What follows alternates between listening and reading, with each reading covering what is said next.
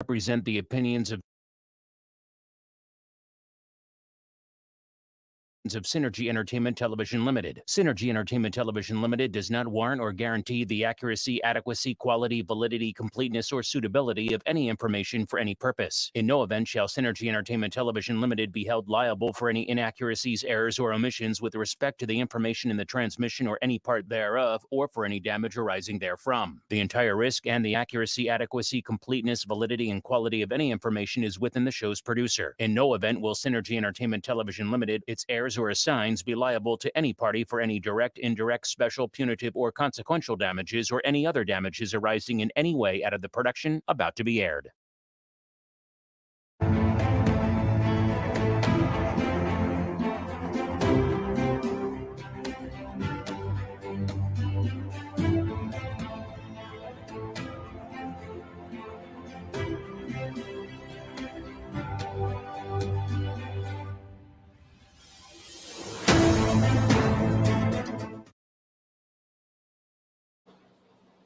Good evening Trinidad and Tobago. Good evening to all of the viewers, SynergyTV, wherever it is that you're taking us in, whether on air, through your cable television, or if it is that you're taking us on social media, Facebook, and any other social media platform. Good evening to you.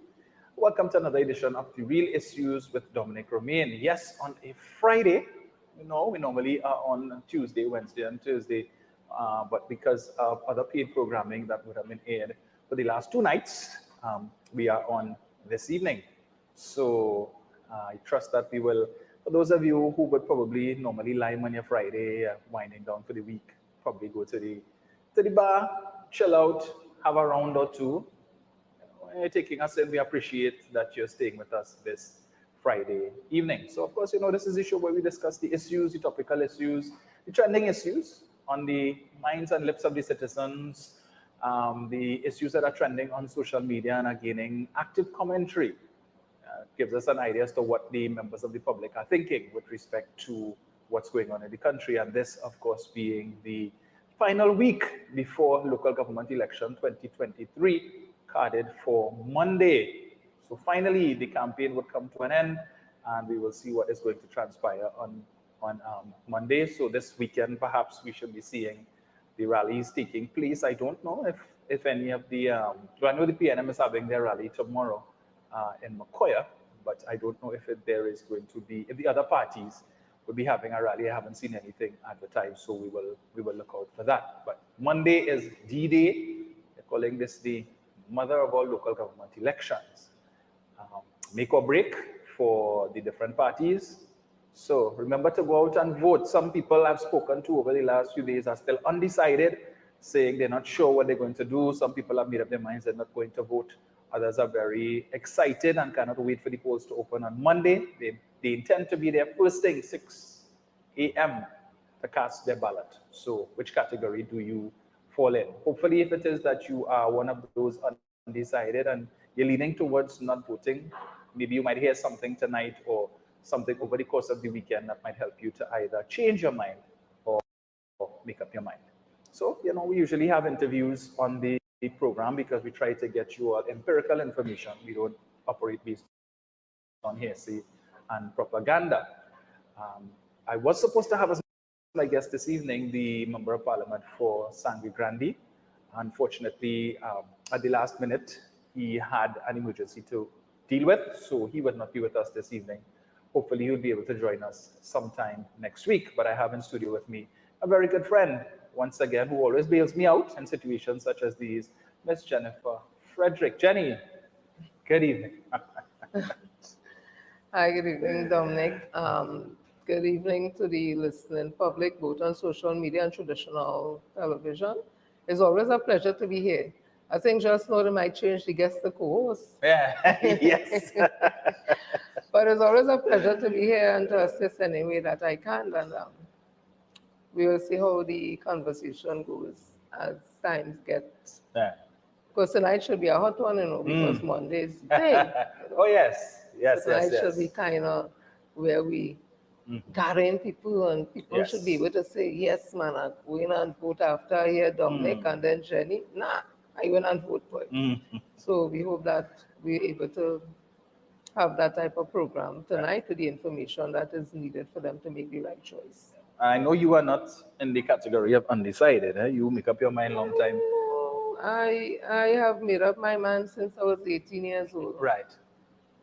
And I'm not afraid to say it. I've always voted for the People's National Movement because I would have understood their policies and felt that they were the only party when I look around that more in line to my ideology, my way of thinking, and in the interest of the whole country and not just a segment. So I love that. I love the vibes, the vitality, the whole movement, the people-centered um, way that PNM has. I remember my mom, she was in the PNM also, and the meetings and the vibrancy and the Women's League and the conference and all that. So I learned about these things from a young age and always loved the togetherness that it had. Despite the fact there are some challenges, but I always love that. So I've never really shifted my vote, nor do I intend to. And if that makes me a fanatic and a sycophant, Yeah. so be it. But I understand why I do it. Right. Is an interest of country and interest of growth in this country. Right. So what is your take on the mood on the ground in terms of persons you're talking to? Are persons excited to vote? Have you encountered persons who are, as you said before, in the bracket of undecided? They're still trying to make up their mind. They don't know what they're going to do. Or is it that in your camp everybody's energized and ready to go on Monday to do what they need to do? Well, I must admit my interaction with persons is really on social media. Right. Because I do not have that type of time to be out there talking to persons on that. So my interaction is on Facebook, on YouTube, and WhatsApp. And the persons I've been speaking to, 95% of them think the way that I would in terms of who they're voting for. They not undecided at all. They understand the seriousness of going and vote on Monday. They understand what is local government reform, and they are excited to have that rolled out. And they're very concerned if they do not go and make the right choice, that God forbid that the UNC should take hold of the corporations, that they may never really see local government reform roll out the way that it is intended to roll out, and they don't want to take a chance on that. So based on that, I'm seeing positive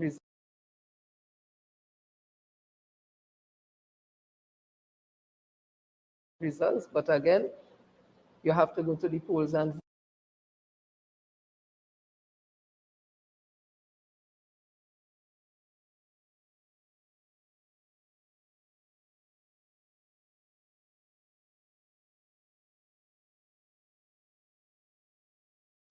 You could support as much as you want and say, yes, I understand. But if you don't get up on Monday morning and carry yourself down to the polls with your ID card, and I must say, if you don't have your ID card, you can still go, because once your name is in the binder, you can swear a declaration, and you're still allowed to vote. So don't let the fact that your ID card may have expired, or you lose your ID card, which you should have gone to the police for in the first place if you lose it. But if your ID card has expired or you can't find it in the morning or something happened, you can still go down to the polling station, and once you tell them, they look in the big binder, and once your name is there, you're allowed to sign a form and you're allowed to vote still. Right. Yeah. And by now, everyone should have received their poll cards. Well, I didn't get mine, so that's what I'm saying. I am not making those things an issue. I know I have my ID card. I know I have to vote, and I'm going poll card or no poll card. When I get there, the officers who are in charge of the station, they will have the necessary documents, and I just deal with it at that level. Well, mine finally came in the mail 2 days ago, so Titipo's working. Okay. Good evening to Marvin Gonzalez, sir. Yes. So, prognosis. What are you optimistic about the PNM chances on Monday? Logically speaking, yes, I am, because I do not understand how people would not realize the importance of voting and voting for the People's National Movement. But I am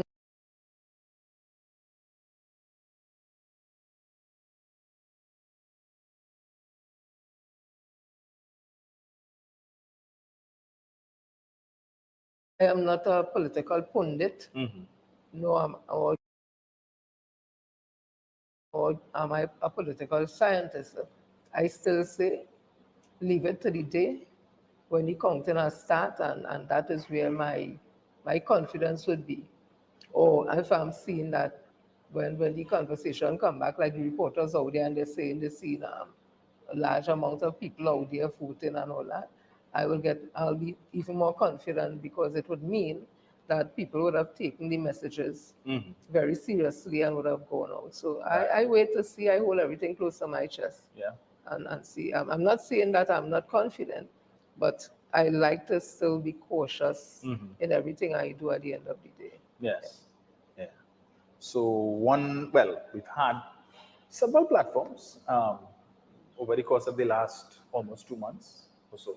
It's been a rather long campaign. The two major parties, one of the campaigns has been focusing on generally 2025 general election issues, talking about crime issues, economic issues, light them up, empty the clip, that sort of rhetoric. And then on the PNM side, of course, we've been hearing local government reform issues.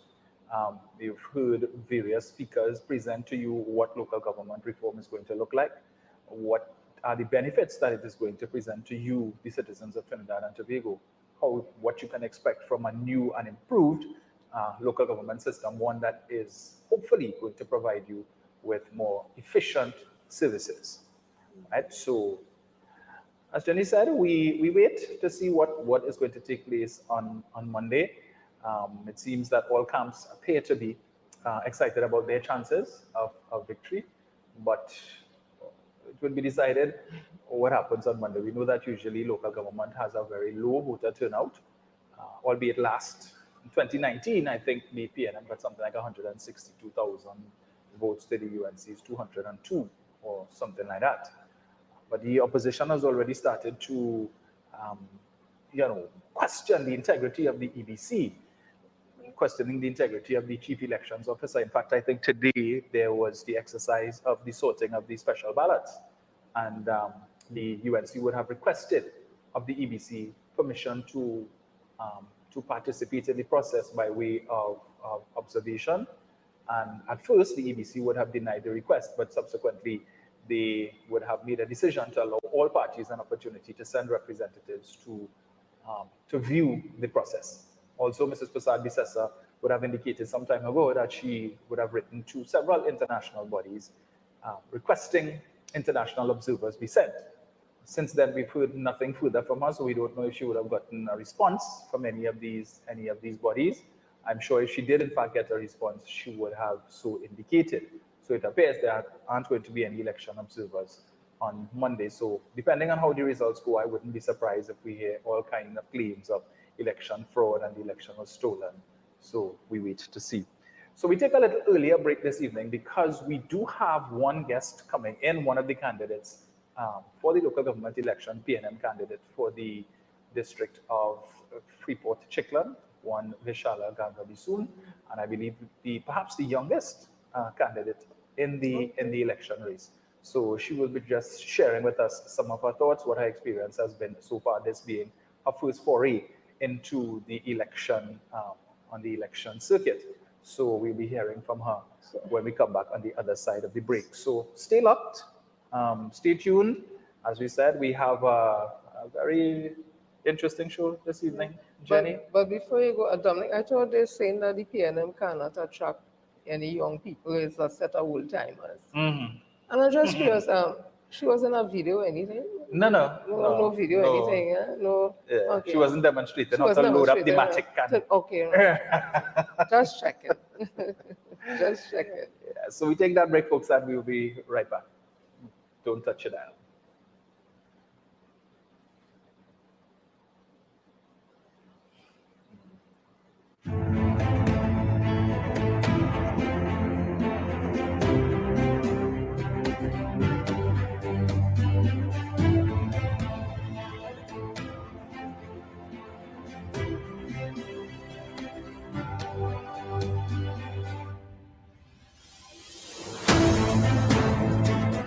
My parents' generation grew up with Royal Castle.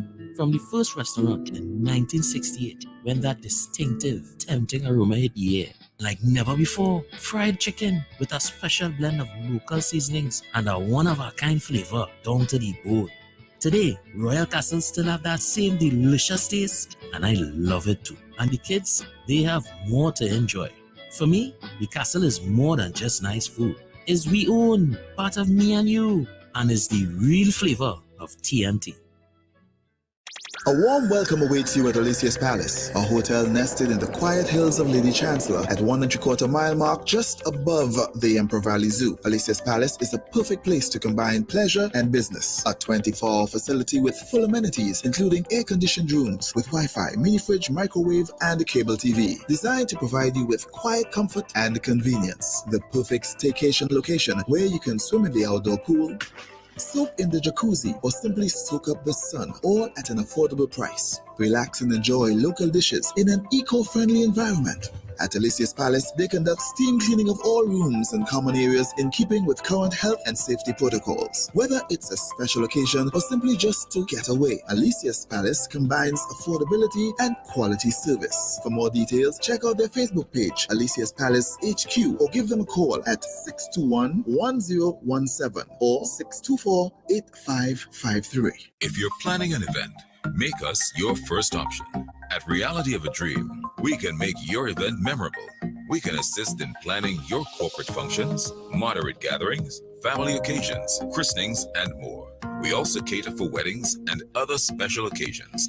Our newly renovated venue includes a majestic entryway, which takes you along a path to a fantastic indoor facility, which can accommodate up to 80 dining guests.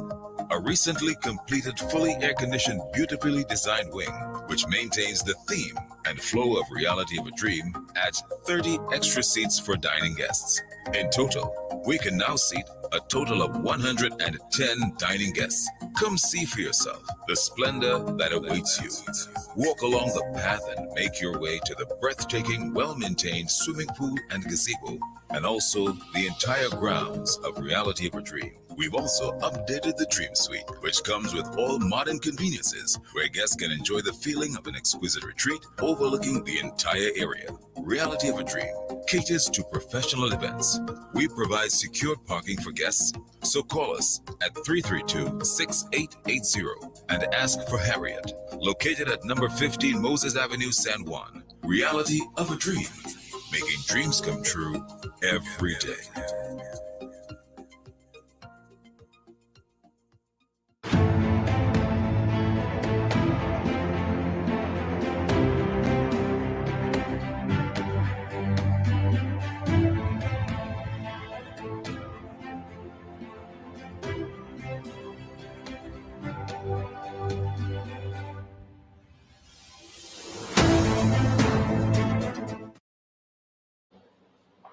Welcome back to The Real Issues with Dominic Romain, and thank you for staying locked.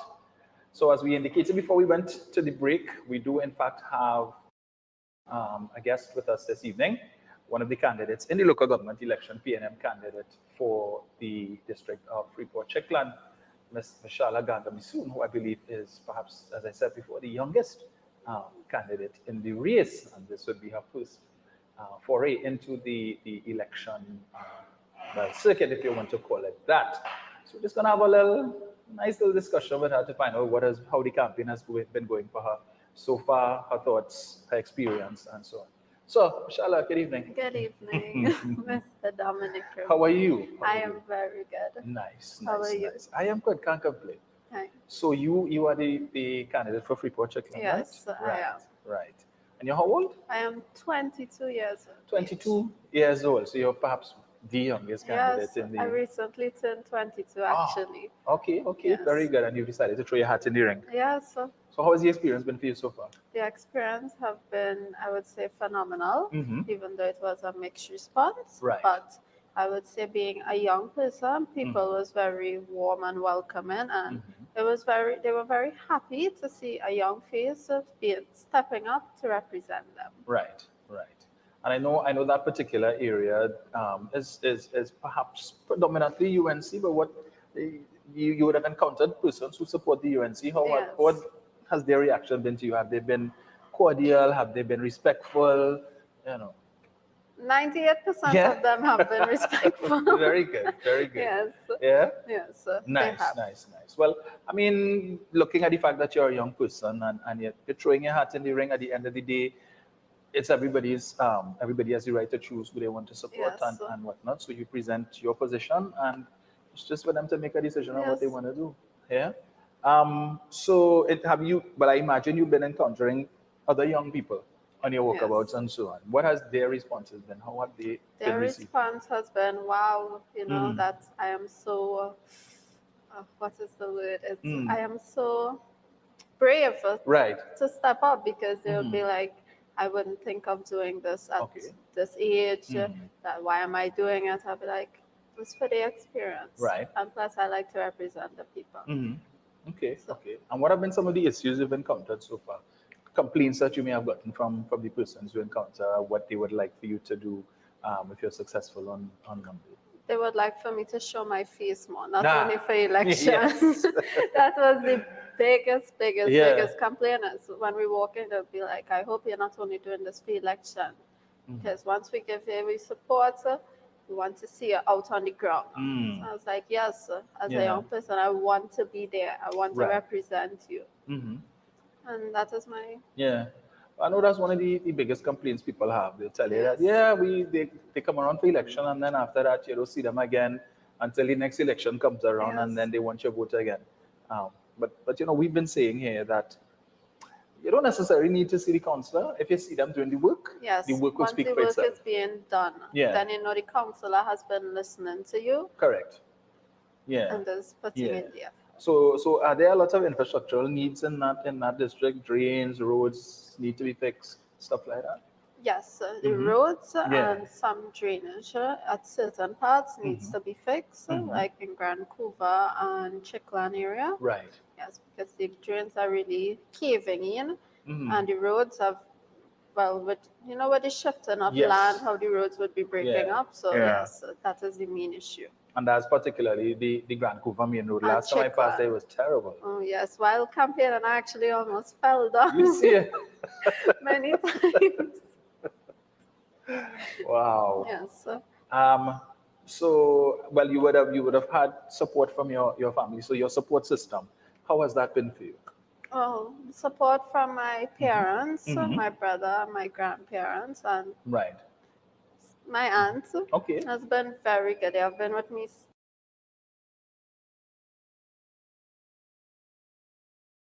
step on step, Mhm. every foot of the way. So Right. it's been very, very good. Okay. Okay. So, do you have aspirations for, furthering your political career? So, this is perhaps a stepping stone for you to Yes. get your feet wet, taste what it's like to represent people. But I imagine you would have aspirations to perhaps take that representation to higher levels someday. Yes, yes. I want to be an activist in my Mhm. community Right. and help represent people. Mhm. And I also want to, step up. Right. This is just the beginning. Mhm. Right. While moving up, I'll further my studies so I could have the qualifications to do bigger and better things. Mhm. And also the main thing is to help the people. Right. Right. So, studies-wise, what are you thinking about? What field you probably might want to go into? ACCA. I want to Okay. finish out my ACCA Accounting? degree. Yes. Oh, very nice, very nice, very nice. So you think you're ready for council life in terms of where local government reform is going? You're gonna have to be debating in the chamber to make representation for your burgesses and so on. Do you think your age would be a factor that people will think, well, she's young, we can take advantage of her? Age doesn't bring wisdom. So yeah. Very good. Very, very good. Yeah. So I mean, you might probably have, and this is for, remind me, which corporation is this? Kuva Tabakital Power Regional Right. Corporation. Right. So I mean, and that too has been strongly UNC denominated, Yes. right? So so it's quite likely that. It'd be like a lamb with a supper. Well, hopefully not a lamb No, to this slaughter, no. but yeah. I have faith in the rest of my Right. other 14 Mm-hmm. Right. candidates. I Oh, have 14. faith So that's in- a particularly. It's 15 of us in Okay. total. Okay. So have you encountered any of your your competitors on your walkabout? Yes, I would say roughly around 3 or 4 times. But we'd be walking up the hill, they'd be walking. Yeah. So, but it was friendly, you know. Right. There's no hard feelings. We just have our own separate parties that we support. You Right. shake hands and you walk about. Okay. At the end of the day, you're doing this for the people. Right. So there is no animosity and that sort of thing. No. Okay. I mean, and that's good. That's good. Yes. So let's say on Monday that you are successful, you're sworn in. What's the first thing you think you wanna tackle based on what you would have heard from some of your burgesses, some of their needs? Perhaps there might have been some that you consider to be pressing that you would want to treat with early on. First thing I want to tackle is the water. Because while walking, people would say they get water once every 10 days. You serious? Yes. Wow. Once every 10 days. And honestly, that doesn't sound nice. Yeah. Fellas, for them being in that situation. So I really want to help get the water flowing. If I could, I can't get it every day, but at least let's say 3 times for the week for them. Right. That will be the first main thing I want to tackle. Yeah. Secondly is the cleaning up of the grass in the road. Right. Because the pavement is for people to walk in, but there's grass overtaking it. Yeah. Yes. Wow. And also the roads, the Right. potholes. That is very, very bad. Because when rainfall, I'm sure you drive. Yes. When rainfall, it doesn't know how deep a pothole is. Right. So that is also dangerous for people. And also the cleaning up of the recreational grounds. Right. See, getting the grass cut, and people having to pay for it themselves, they shouldn't be able to do that. Right. We're So that supposed is to what provide happens. that for them. That happens now. Okay. Yes. Okay. Wow. In the Czechland community, while walking, Yeah. we actually spoke with the secretary of the Czechland community or youth club. I can't remember which one.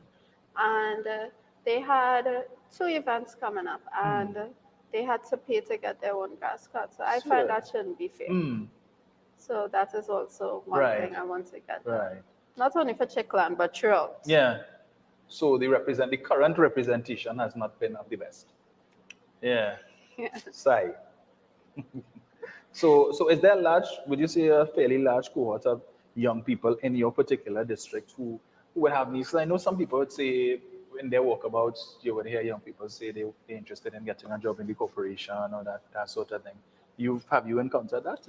They haven't appealed to me for jobs, but one thing they appealed for me to do is once elected, they want me to have youth clubs for them to be more active. Right. One of them even pitched to me an idea that, we can have the youths do cleanups throughout. At least once a week, we get together and we do a cleanup at this street and another street and so go on. And clean up the community little by little. Then, they're going on the block and linemen. Right. They actually want to be active.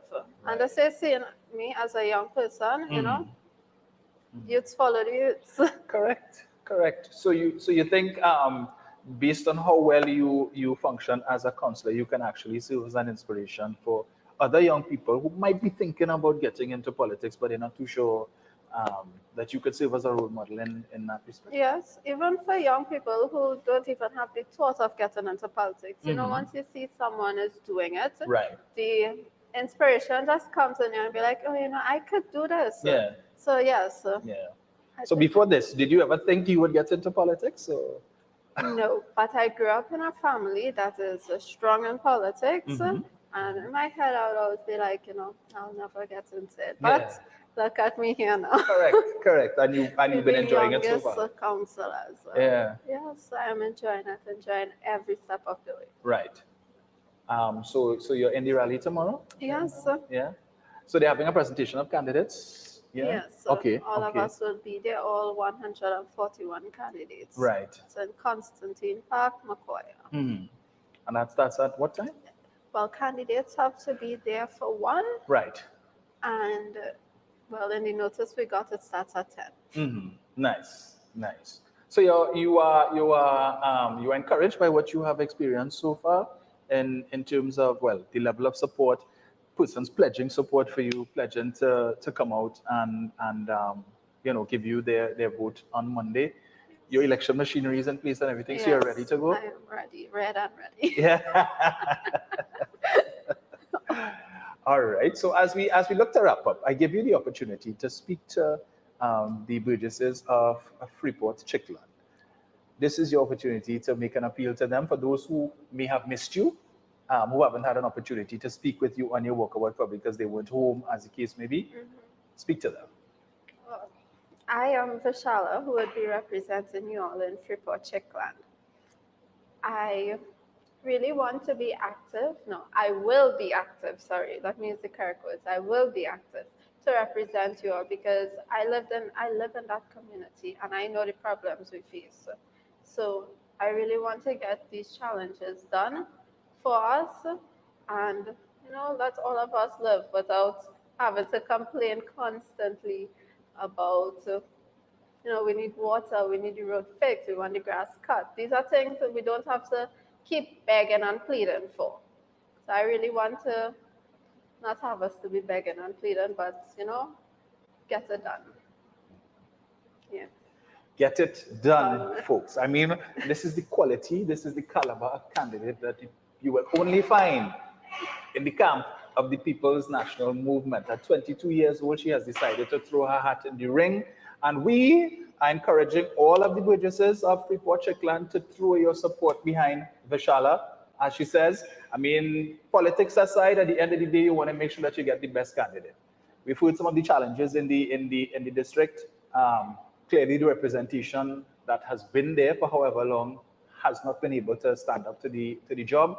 And so why not give an opportunity to somebody else who is young, she's enthusiastic, and she is going to get the job done, and we can give you that assurance. And she will have the support of the party as a whole, even if whatever is the outcome, she is going to have that support.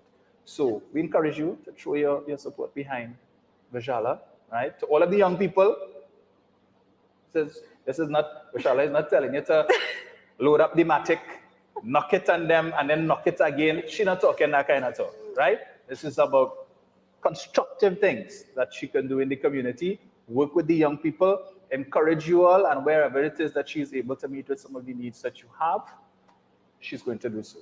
Yeah. So, anything else you want to say before we wrap?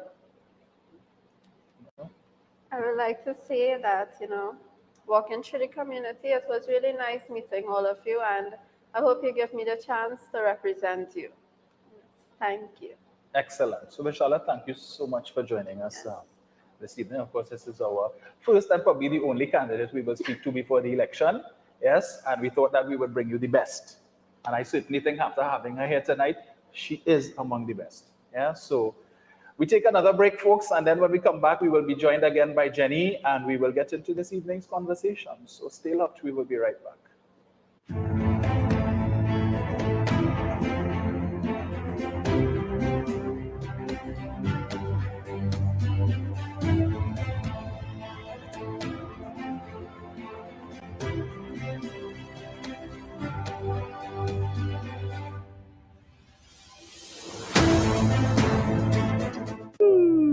Tired of wasting precious time at the bank applying for a loan, only to be denied?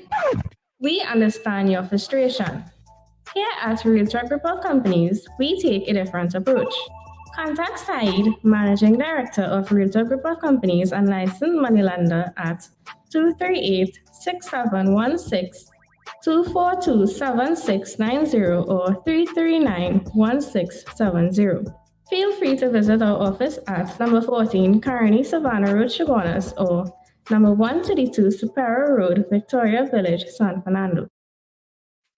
Attention all bakers, doubles vendors, roti makers. Try Chic Leisha high quality, unbleached, bromate-free, all-purpose and whole wheat flour. Bleached flour and bromate flour is treated with chemicals that can cause cancer, and this is banned in Europe and many other countries. Chic Leisha flour offers a healthier option, being that it's unbleached and bromate-free. It also has a finer grain and a softer texture, lower priced and conveniently packaged in 2 pound, 2 kg, 10 kg and 25 kg bags. Available at groceries and supermarkets. For wholesale and retail prices, contact Chic Leisure Limited at 665-3336 or 480-8715 or visit them at Warrenville, Canupia. Chic Leisure Limited. Quality you can trust. The Solid Agency, the standard for artiste management and development. Booking for an exclusive roster of the region's top-rated entertainers. The Solid Agency, the standard for event execution live and virtual, including fully loaded Shaggy and Friends, New York, Nigeria, and Antigua music festivals, Budge's Long Walk to Freedom, Bounty Beanie Versus, to name a few. Make your career or your event solid. Contact us now, thesolidagency@gmail.com. Call 1-876-469-4005. Visit thesolidagency.com.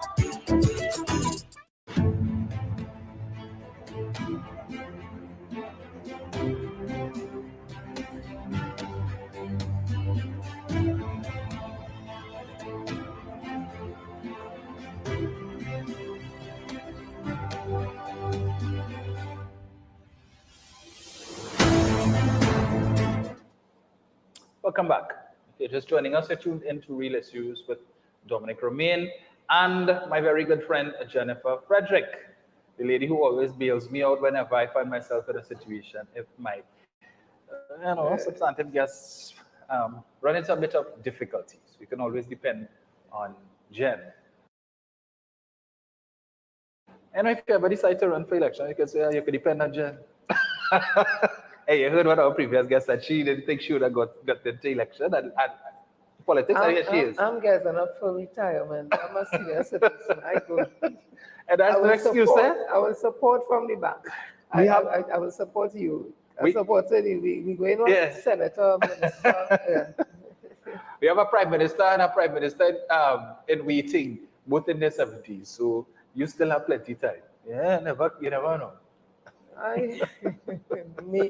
So go through what Dr. Rolly will be going through. Yeah. But for real, I mean, Dr. Rolly really has to be, he has a broad back to be taking all of the, the licks and the blows that continue that's that kind of self-control and thing. I'll be jumping over this something and dragging people close to me and say, watch me, not me, Yes. I give him a spit to that. He handles it with such calm and dignity that even if you don't like his style or anything, you have to admire the fact that he has held it together and always appeared calm and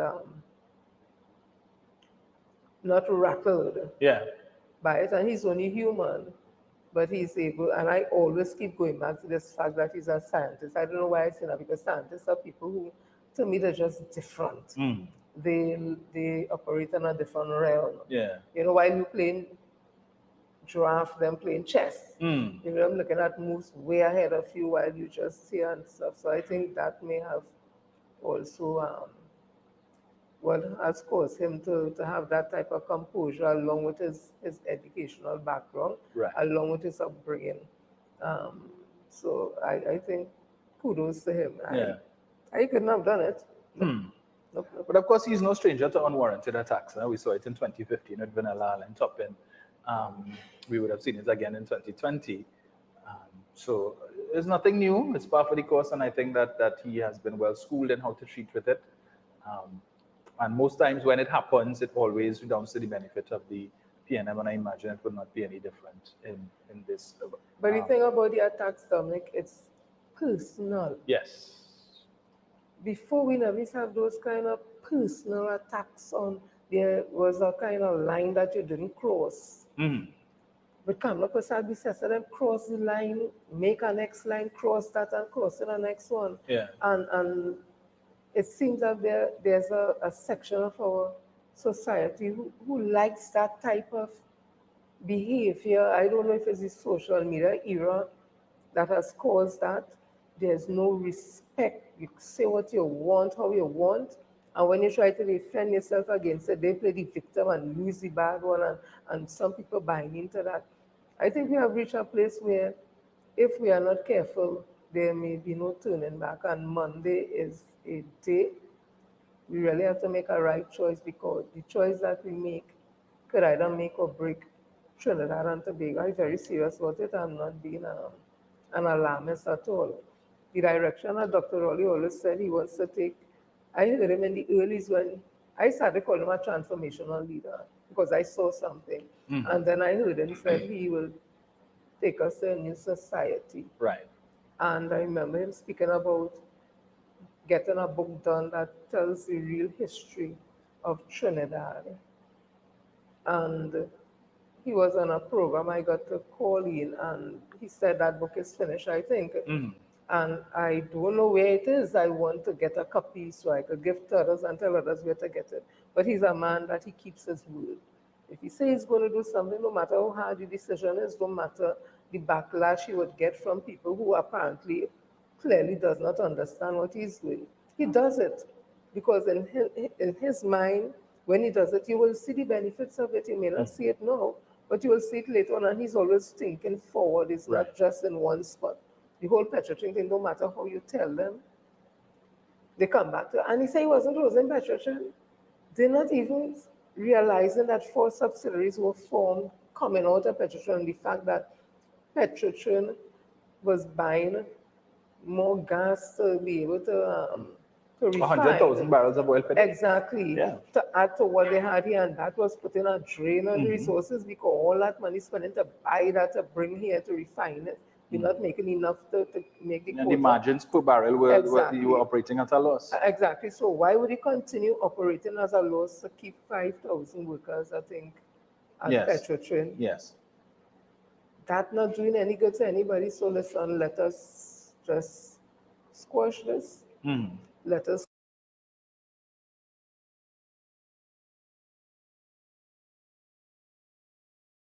come out of this, have different subsidiaries that are doing different things, and we have Heritage, who is making back millions and paying back the debts that Petrotrin had in this country. People are not seeing that.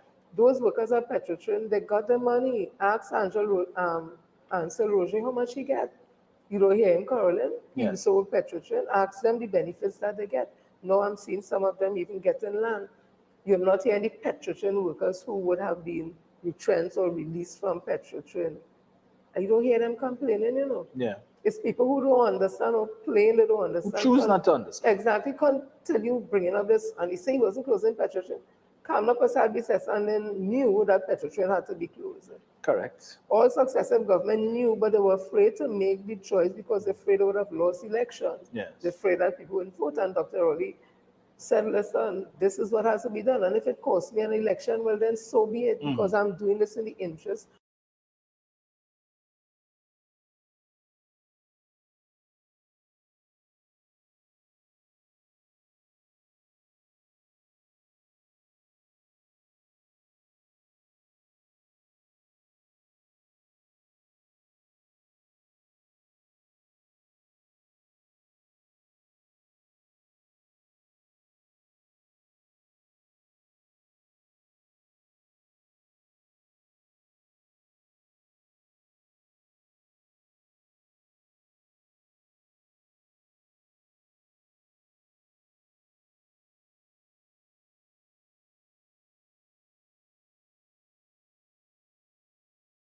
of Trinidad and Tobago is not to get any votes.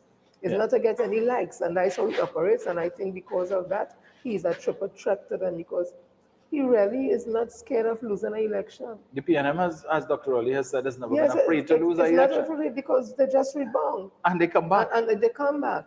So when you have somebody who has nothing, some people might say nothing to lose. Yes. That's a very dangerous person, you know, because they will do what they need to do because they're not scared of losing election, not scared of this or whatever it is. So I really think I coming right back again to Monday the 14th is the starting point in turning our country to the next level. COVID-19 has made it very clear that we cannot continue doing the things that we were doing prior, especially in this social media and technological era. Everything has changed. And we have to come to realize that jobs are changing. 8 to 4 sometimes may not be realistic again. Working till you're 60 and getting a pension may come something of the past, you don't know, but things are definitely changing. And that is why I'm always upset with the unions. Because some of them stuck in the past Butler days, But those times that Butler was needed for that time, that's totally different. It was a very adversarial relationship between the crown, because it was crown, he was a servant of the crown, because they run everything, still the colonial masters. So it was totally different, no sick leave, no men, nothing. And those men who work out in the oil field, Butler, and they were working in risky jobs and not getting any benefits to it. And so they had to do what they had to do, and just, it went from there. The Industrial Civilization Act came in 1965. That was amended to the Industrial Relations Act of 1972. And inside that, there's a clear line of grievance procedure. The Industrial Code came out of that, where all labor cases are heard there. So much benefits that you have in Maternity Act, the Severance and Benefit Act, Civil Service Act, Public Service Act, Police Service Act, Teacher Service. So all these things came out of the struggle of Butler, and they would have made it easy. But some of these union leaders are the same bourgeoisie class that they complain about and say, while the bourgeoisie and politicians eating good and drinking good, driving the best cars on the train, going to school and have security and all that, and the working class is in advantage. They have become the new bourgeoisie now, doing the same things that they complain that the government is doing and the politicians are doing. They're driving the best car, the train, studying all over, they eating the best, they're getting big salaries and what.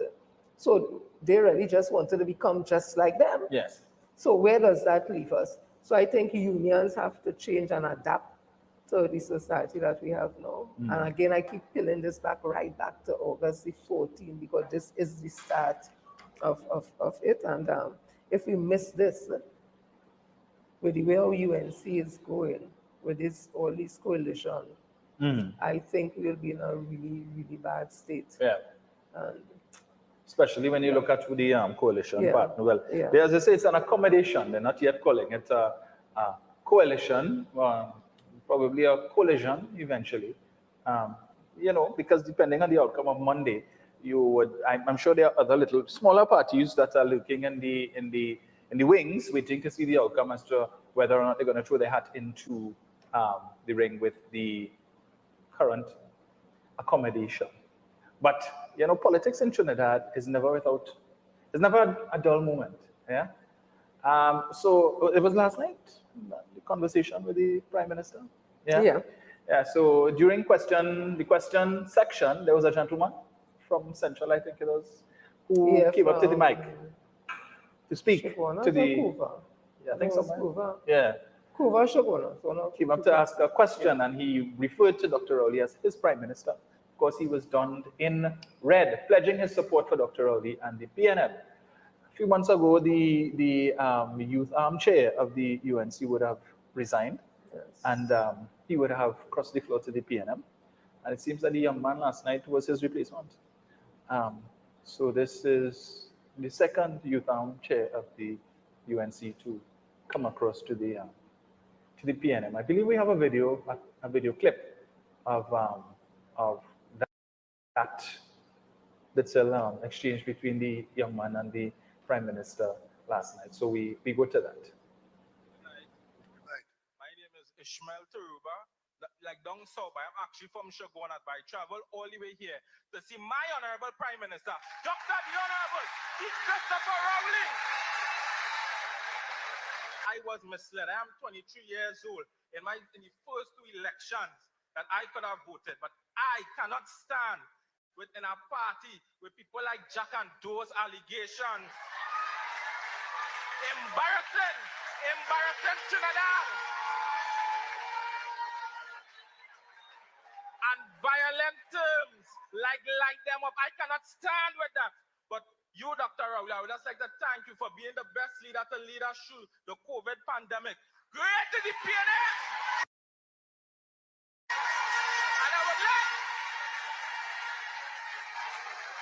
And I would like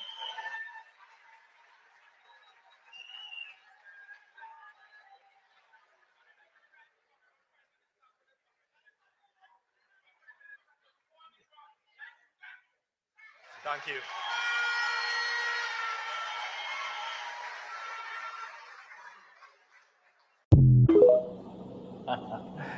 Yes, so yeah, another young man who as well, as you saw on the screen, emblazoned their wisdom, and he would have indicated, that he felt that he was misled where he was before, that he is not one who subscribes to load up the matic and empty it on them and all of that gun talk, as we've been hearing on the UNC platform from none other than the political leader of that party, Mrs. Kamala Persad-Bissessar, considers herself to be the prime minister in waiting and her party, the government in waiting.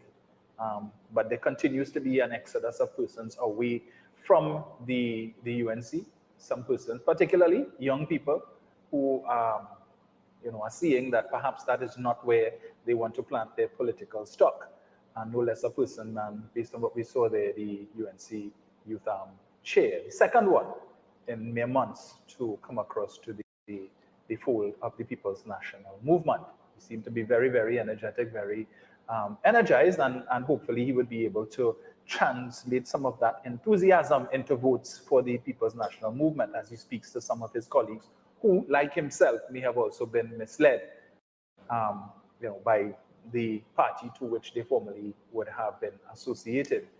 And I mean, Mrs. Persad-Bissessar on one end, Jen is trying to appeal to the young people, and she thinks talking in Trinidad language and quoting lyrics from Trinidad music is going to appeal to the young people. But here it is that this young man, who was the youth chair, it appears, rejected that sort of language and that position of his former political leader.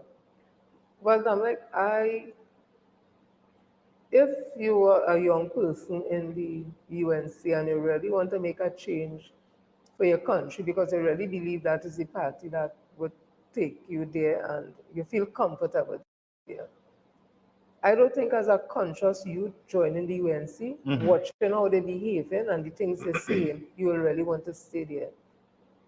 Especially now, because there's nothing there, there's no policies being spoken about, there's nothing that they're going to do for the country. It's a continuous insulting people, speaking about lighted up matic, one side of gun talk, one side of gangster talk. Yeah. You have Jack come back after Jack said the nastiest things about the leader that you supported.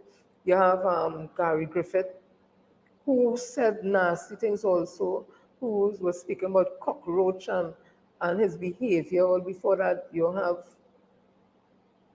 who's the next person? All the Rudal Munila. There's nothing there. And if you're serious about this country as a young person to take it forward, you will be disgusted with the UNC. And if you could really leave, and when you watch on the other side, when you're watching the PNM, they're talking policy, they're talking about things that they want to do for the country. You've seen the love, you've seen a difference. When you watch the two, and you watch the two leaders, whatever they was telling about Dr. Oli is saying, but there's something in adding up. When you look at Kamala Persad-Bissessar and you see her behavior and whatever, you will leave. And I don't blame them for leaving, because she is not bringing anything as substance to young people. And you talk about Trinidad. Trinidad, I think, was as a brand of music, a style of music coming out of Trinidad, and that was like the label they went under. And I understand in the earlies, the artists were really into the whole gun lyrics. That was their thing, their style of music and that. But they would have transformed into something different, because now one of the artists under that label is Nyla Blackman. In order to get Nyla Blackman to be on the label, you have to really change to bring it to a certain caliber, because she's, the type of artist she is. So they are cleaning up the music and they clean up the artists and the things they're singing. Why would Kamala Persad-Bissessar want them to be stuck in that mood where they're talking about gun and light it up and all that? Why is she not looking at the part where now they have evolved from that and gone into another stream of entertainment? Not only that, the guy, I think the person who would have sang Light Them Up and that, I think it's T. Lion or K. Lion or something like that. God bless his soul. He died from after that. Did she send flowers to his funeral? Did she send condolences to his family? Did she help his family? Because she said she liked his music. Yes. She liked the words and the songs of it. She basically... Posthumously.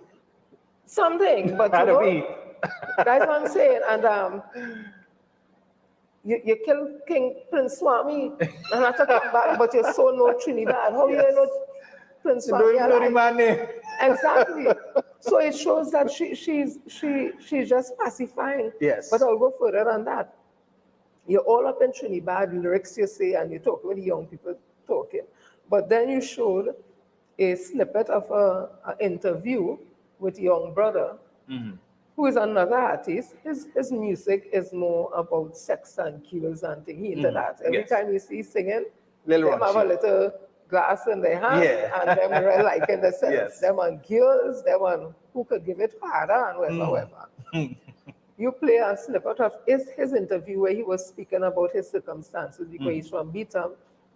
He spoke about his father being a piper and dying and all that, and people used to laugh at him and saying that he dies maybe his life and he would have gone to the next level. Why you needed to show that? Because it was the same Sealot people when you had the limited state of emergency in the East-West corridor and in the country, as they say, you locked up about 9,000 African youths from the Sealots, from Nelson's, from the Beaton, from Laventille. You locked them up, and we heard Inspector Singh, who has died now. You hear people saying, Inspector Singh, I now come from work. He said, go in the back of the van, and people begging Inspector Singh. You didn't love Beaton and them that time. No. You don't know if based on that, what had happened, some of those youths who now probably singing gun lyrics and in crime, they might have lost their job because they were locked up in this facility that all they built and they couldn't go to work, they lose their job when they come back, or they couldn't get a job because now they have a record. Correct. And they have to fight and get lawyer. You don't know how much you may have made that have them involved in crime. You don't know. Yes. So you love them so much. Instead, you should be saying that while they understand that whatever they're going through, that you hope that in the lyrics it will be, while it is a reflection of what they live in, but put it in a way that it's not encouraging another young person and glorifying crime. You're singing about what is happening, but not glorifying. But what she did was glorifying that whole gun culture. And she did it because she wanted to legitimize her saying, stand your ground. That's all it was about, you know. And then now, when you have a pundit saying, the same urban youth who she so like the music all of a sudden, that they are targeting Indian people in a wrong way. So when you put it together, because they don't just say things just like that, connect the dots. So to make this thing real, you want to say African youth singing about their life with gun crime. And they're singing the reality. And then you're saying, is the same African youth committing the crime? And you're saying, no, the same African youth targeting Indian people. And you're saying standing ground laws. Who the standing ground will be for? When you keep saying, you keep operating as if Trinidad and Tobago don't have any home invasion laws. And that is a sticking point I have with people. You all are operating as if there's no law to defend yourself from intruders in your home. Karma Pasabi says making people feel there's nothing to defend yourself in the home. There are laws, it's the trespass laws, and it was, I keep saying again, it was amended 2019. The stand your ground laws is not for home invasion. The stand your ground laws is for outside your property. Why would you want to give people arms so they could use deadly force outside the property? In the open, you could miscalculate and you could misinterpret somebody's aggression towards you. You could misinterpret somebody walking behind you as if they're following you and tell yourself they're trying to do it. So when the person not on you. So you're going to make this society a very hype up one because you have a gun in your waist. Yes. Somebody mash you, because plenty time people mash me in tongue, I just say sorry. You're telling them sorry, you know. So imagine you have a gun on you and somebody mash you and they cross that day. And he said, what you mash me? And he said, so what happened? Like something, or you was something with me? Or because you recall there was a time when you couldn't mash a man clocks. That I'm telling you. You could get dead. But that's the point I'm making. So now I have a gun, you know. You mash my shoe and you watching me up and down. Well, you also with me? Or you know, you mash me? Or that's something? Or that's something? Boy, watch me now. And that is it. So we need to be careful. It sounds romantic and exciting. But the reality is we cannot have a whole society armed. Violence does not beget violence, and arming a whole society to fight violence and crime is not a way to solve crime. That is just adding more crime rate. And she keeps speaking, the woman keeps doubling down on truth. No, she keeps speaking about in America with the laws and the standing ground laws. And she's not telling people in America with the standing ground laws, they're looking to see how they could get out of the box. Yes. Because the data is showing that the persons who are most disenfranchised by this is people who look like me and you, Dominic. If people look like me and you would use standing ground in America, the chances that we get in jail is a big chance. Correct.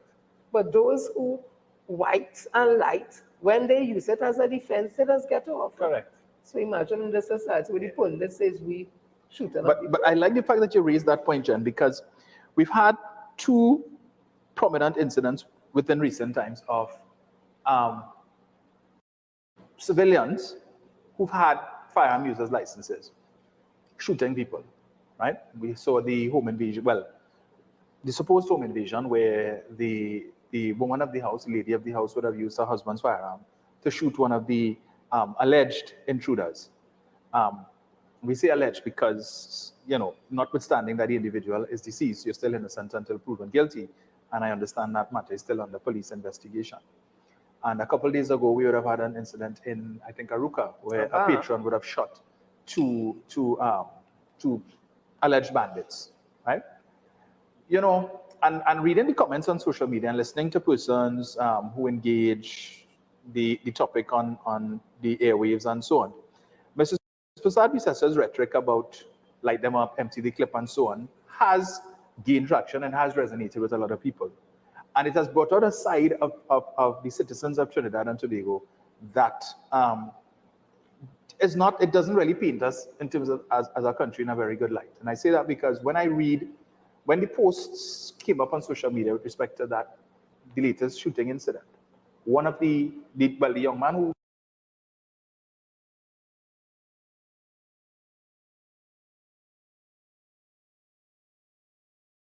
who died is 18 years old. And persons have expressed a lack of remorse for his passing because they see it as a good thing. Kill the pest and them. And more often than not, when you read the comments, you can tell it's perhaps some UNC supporters because they keep, I've read comments that have said, yeah, there's 2 less votes for the PNM. Rowley and Hines probably upset because there's 2 other supporters that get shot and this kind of thing, right? I think that the rhetoric from Mrs. Prasad-Bissessa and this promise of this whole issue of standing ground, because I'm sure prior to her raising the issue, a lot of people didn't know about standing ground. People would have gone and do their research, see what standing ground is, those who are listening to how she paints this picture of standing ground and what it can do. And we're already seeing persons feel emboldened to use their firearm to deal with people because it is real, it is topical. Because I haven't read, I don't know if you would have read that anyway, that said that the two young men who would have held up the bar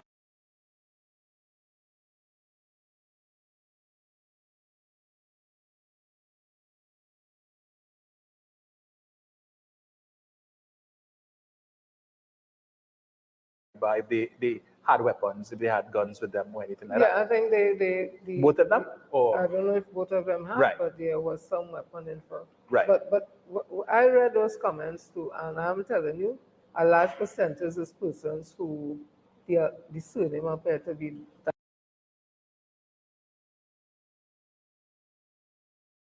that of persons of Indian descent, right?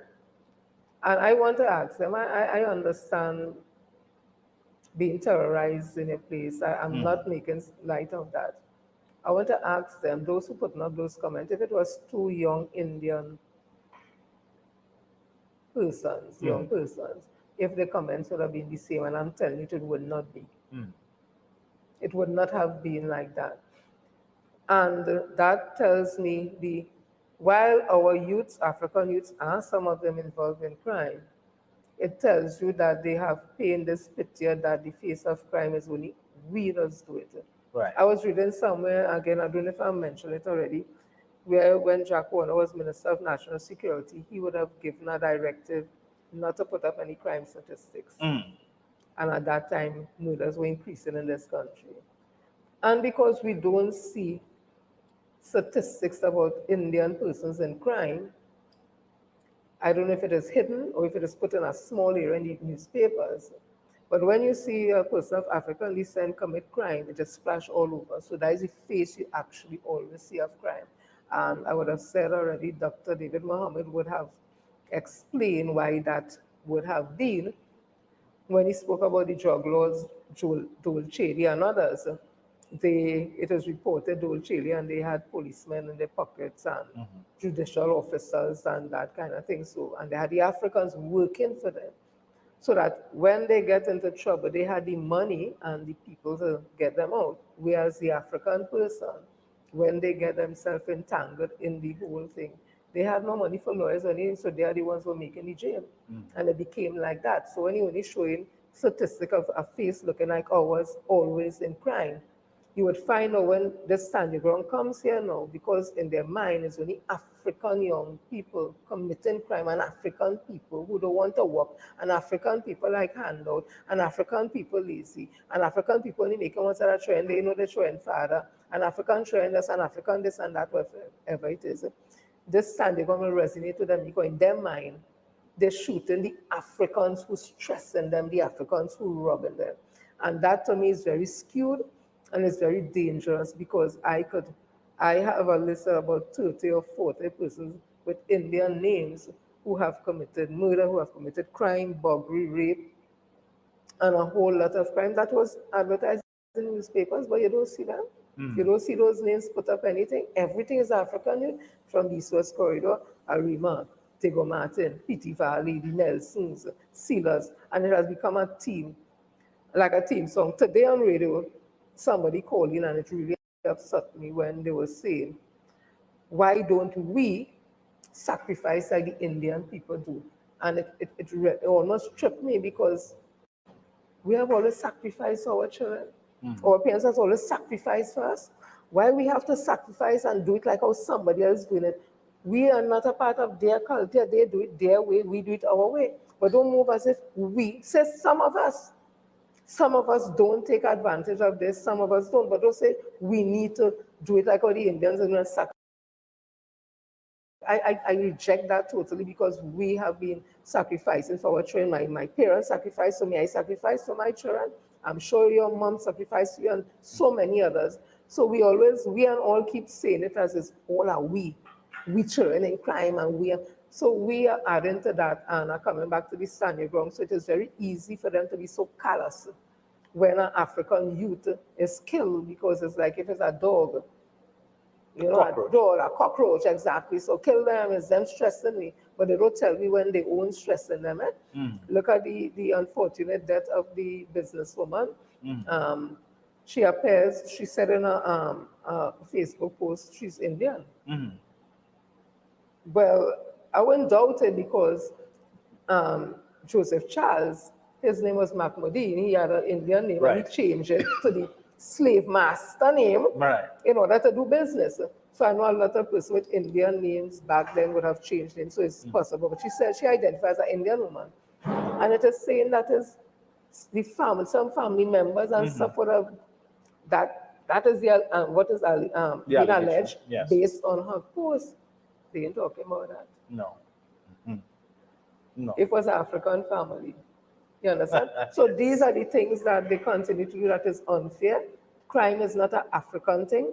Crime is not an Indian thing, Syrian thing, whatever. It is a human thing. However, because of we not having, let me just say we again, because some of us do not have the money for the lawyers to help us, we end up going and make, some of us will make jail because we don't have the resources. Whereas the Indian community, Syrian community, they have lawyers at their fingertips. So they are most likely to get off on bail. So Kamala Prasad says and stand your ground. While it's a romantic idea and it's nice, well, we have done to shoot, there are consequences to that. That is why I'm saying again, August the 14th will be a deciding moment in how we want our country to go. This is it here now. There will be no turning back after August the 14th because pray tell they get the corporations, they will feel that they have made a breakthrough and that people really want standing ground, and the constant behavior of Kamala Prasad says that she'll be more emboldened now because not Bunilal and them can't move she. Because I win something now. Finally. After about 12 losses or something. And they will become more emboldened, more Yes. outrageous, and she says she's a dangerous woman. And Well, Mr. Warner said she's charming but deceptive.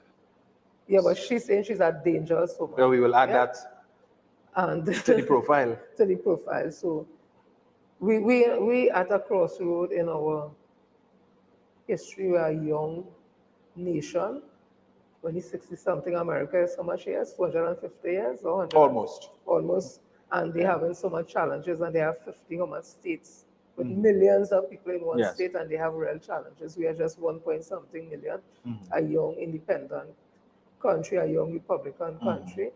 And this is a turning point in our history. If we're going to allow our parliament to deteriorate like in India, if we're going to allow our society to deteriorate like in Guyana, or even Haiti, or to some extent Venezuela, where we will be trying to get a boat, dig out a canoe, and try to row up somewhere to Cuba or try to get to Florida to get out from here.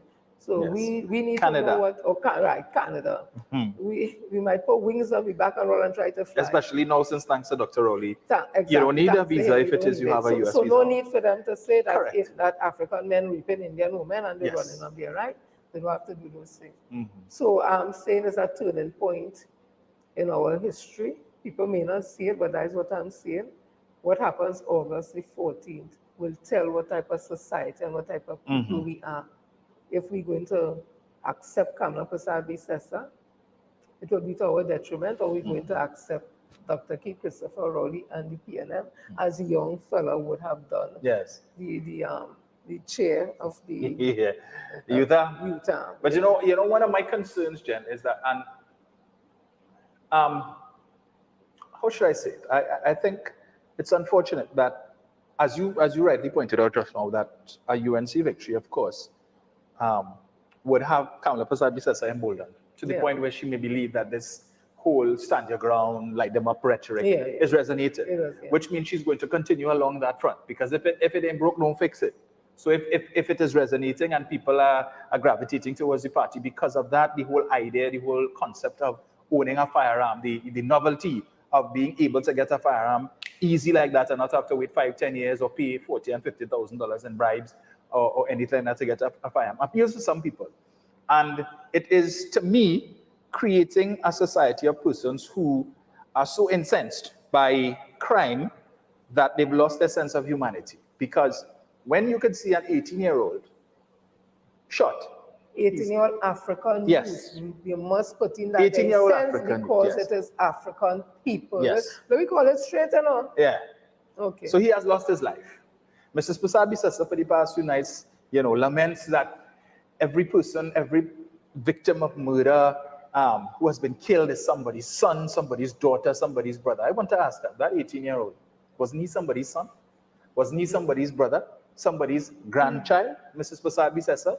And so while the supporters of your party may be rejoicing he's a pest and he's a cockroach and get rid of him, at the end of the day, this is an 18-year-old life that has been lost. We do not know what potential he had and what crossroad he may have come to at some further point down in his life, maybe a year from now or 2 years from now. The very same clip she showed with young brother, where he spoke about when, because of his father being a piper, when he come out the road, people would laugh at him and tell him, you will be a piper too, and so on. But he did, while it may have affected him at the point emotionally, because he said he would cry and so on, but he was able to convert that into something positive, and today he's a success. In fact, I saw, I think yesterday, a picture on Facebook where he purchased his first vehicle, a brand new vehicle. He's traveling the world, doing his thing, practicing his craft, and he's doing well. But he could have been that 18-year-old a couple of years ago. I don't know how old he is, probably. He looks to be probably in his mid-20s or so. Yeah, he could be around that. Yeah. He could have been that 18-year-old. Who knows what potential was robbed. And so while we want to rejoice and say, yes, light them up and take them out and whatnot. Yes, the young man may have had a gun, but he's a casualty, unfortunately, of circumstance. Because he didn't choose the family that he was born into. He didn't choose the parents that he was born to. And we don't know what is the backstory that would have led, because he's 18 years old. When I was 18, I was doing A-levels in St. Mary's College. Right? I wasn't contemplating killing anybody or robbing anybody, as the case may be, and I grew up in a single-parent home. But in terms of opportunities, people are seeing this young man going down the wrong path. How many people reach out to him and say, hey, come, Let me pull you back before you reach too far down that path. And if, unfortunately, the persons who would have been able to attract him is the wrong elements, and he got caught up in this. He was not supposed to be there. Other 18-year-olds were doing that was not where this young man was supposed to be. And when we have citizens in this country who find no problem in rejoicing in the fact that, yes, he dead, there's a pest. He no good, right? Kill him, empty the clip. Next, let's get the next 18-year-old or the next 17-year-old. When we look at the age bracket of persons who are being arrested for various crimes in this country, the age is 14 to 29. Youth, young people with their lives ahead of them who simply need to take a different course or maybe need a lift up. Instead of a handout, you give them a hand up. But what is being offered by Mrs. Prasad Bisesa? Baby grant. You give a list, the PNM take away the baby grant, and they take away the cerebral palsy grant, and everything is a grant and a grant and a grant, right? Handouts, dependency. Let's keep them in a state of dependency so that when we need them for votes, all I have to do is to come and quote some pretty bad lyrics and make them think that I'm one of them and I can understand you and I'm speaking in your language. Yes, but Rowley not talking like that, so let come and gravitate towards me. Clearly it has backfired because she has in fact lost support from the youth in her own party who have now gravitated to the PNM because they realize the nonsensical talk that you're hearing on that side, you're not going to hear on the PNM campaign. But this is something that we need to look for, that persons now, as I said, the law isn't even in place, God forbid, 2025. And persons already feel emboldened to do it. So let me start the practice. And they haven't support. And people say, well, I hope the police don't take long to investigate this matter. I hope the police give back the man his gun quick. And all of that, because we need more of that to take place and get rid of them pests because the police ain't doing their work and all. But nobody is talking about how do we improve crime detection, which to me is the biggest issue affecting crime in this country. If it is that the would-be perpetrators are of the considered view that they are likely to get caught, if they commit a crime, they're likely to think twice. But when you have a police crime detection rate that is abysmal, and we're talking 8 to 10%, so it means if a person figure, I want to commit a crime, there's a 90 to 92% chance that I will get away, that I will not get caught. Well, the odds are in my favor, so I will take the chance. But if it is, I'm sitting down and I say, well, the likelihood of me getting caught is 30%. Well, not 30, sorry, 75% or 80%. It means more than likely by the time I pull that trigger, in 2 twos, the police will be upon me, and 2 things can happen. Either I end up in handcuffs, or I end up on a slab in Forensic Science Center. Neither one is appealing to me, so you know what? Let me forget that. Let me abandon that thought. That is what we should be focusing on. How can we get our police service to perform better? And the former Manning administration would have had things in place, 2 things in particular, that was referenced by now Justice Gillian Luckey, that was playing a significant role in improving crime detection. The blimp and SORT, both of which were dismantled by the People's Partnership and replaced by what? By what? They got rid of the OPVs. You know, they don't like to talk about that, but their idea was, under Minister of National Security, Gary Griffith, let's bring in some armored vehicles, the armored tanks, to do what? To go up into Laventille and bust some shots and deal with them pests, those cockroaches. And what are they offering as a solution? So in other words, they're telling you, we do not expect, if you put us in office in 2025, that we would have the capacity to fight crime, to reduce home invasion. So you know what? We're going to arm you all so you can do it for yourself. So when the inevitable happens, when the perpetrator comes, the intruder comes to break into your house, you're armed, you could do what you have to do, and since the police are doing their work and we have no intentions of putting any policies or any strategies in place to improve crime detection and therefore reduce the likelihood of home invasions, we're going to let you do the police work for them. Jem, does that make sense? Then Ms. Kana Prasad Bisesa say, well, if all the Indians in this country voted for Yes. UNC, that PNM will never get the 51%. Correct. Conspiracy theory. Mm-hmm. If they are saying that the face of crime is the African youth, right? And you're putting laws in place that the same African youth music that you're glorifying, yeah, and the same African youth committing those crimes with the same song you're glorifying because of those songs. And they dying 1 by 1, 2 by 2, 3 by 3, 4 by 4, 5 by 4, whatever it is. And if all the Indians vote for UNC in this country, and PNM, because it's a PNM is African party, conspiracy theory. and then you're diminishing the numbers of the African community. Yes. Yeah. There are things called genocide, and those things happen and all real, and Holocaust and all that, So while people might say again, oh, she's an alarmist, these things are real, Yes. It has somebody called Jim Jones, that people follow up in the mountains and the forests of Guyana, carve it out. Senators and things from America was coming there, giving this man money, all that. And that man was able to make all them people drink from wherever, Kool-Aid and all of that. Yeah. Thousands, some thousands. Yes. The point I'm making is this, they are cult leaders, and I think Kamla Prasad-Bissessar is putting up herself as this kind of cult leader. And because she has this aura of evil, like that people who love evil, and who aura does be attracted to those things, she's able to fool people. And now you have Rodney Charles advocating.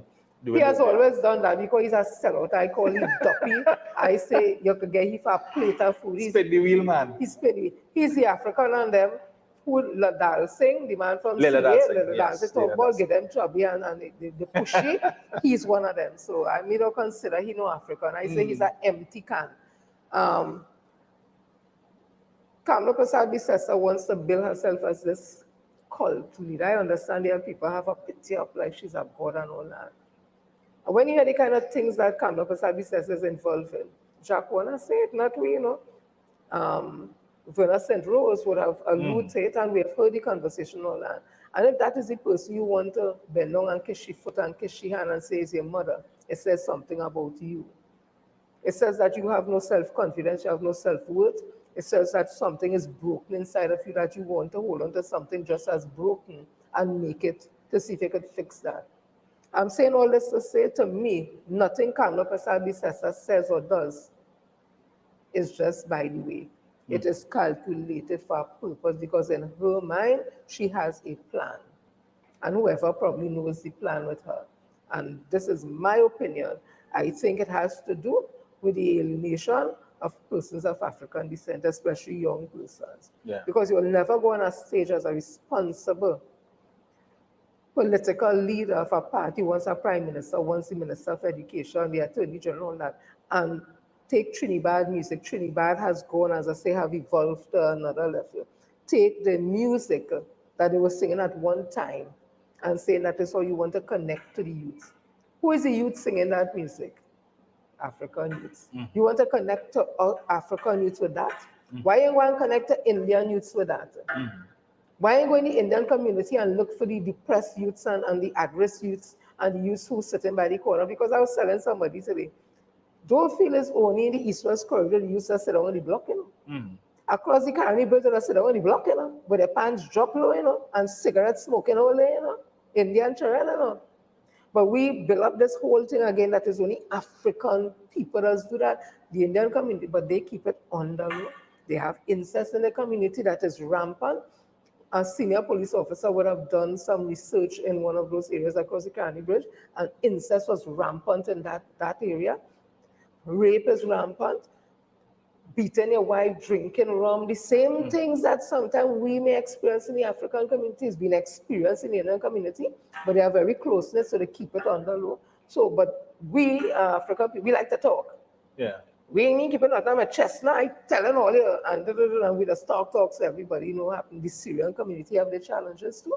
We have those who they call worthless, who ain't doing nothing. It have rape in the community, it have incest in the community, because these things are human things. But everything that is bad, and that is coming out of enslavement too, is the African face. So black is bad, white is good, black is bad. And if we know our history, we would know that those things are not true. And if you want clarification on where we came from, I'm talking about we now, the Ashantini was here just recently. So if you ever doubted, we saying that we came from kings and queens and empires and kingdoms and all that, he was here in living flesh. And if they could have discount him and his royalty, they would have done it already, but they can't because it is real. Hold on to that and know this is what we came from. We're not interested yet in what other people came from. This is what we came from. And if we came from this and we had something that interrupted that lineage we have with Africa, which was enslavement. And enslavement means that We didn't willingly become slaves. We were never slaves. We were enslaved. So we didn't want this to happen to us. This is not our fortune in life. African people is not to be slave. The Bible never said we used to be slave and all that. We were enslaved. So that tells you something that we never were slaves. And if we use that word enslave, I know what it means. We will never be behaving, some of us will behaving. We'll always know our circumstances came from us not wanting to be that. But when you look at the Indian community, that's why they don't like history and sometimes they don't like to hear me talk. A lot of the Indians who came here during indentureship were Dalits. They were not a part of the four Varnas because of the inhumane caste system. They were down to the bottom. They were nothing. They did work that was taboo in the Hindu religion in terms of dealing with body fluids. So they pick up filth on the street. They dig in garbage for food. They clean cesspits and they did things that the Brahmin and they and the others in the Varnas will not do. And those are the ones who got the opportunity when they get to run, they run from India to come for a better life because they couldn't be pundit, they couldn't be doctor, they couldn't be anything because they were unskilled laborers, and there's a word attached what an unskilled laborer is. So when they came here with those circumstances, very highly literate, they came into Trinidad and already met a middle class in this country of African persons who could read, who could write, were teachers, were lawyers, were doctors, and were the professionals in this country.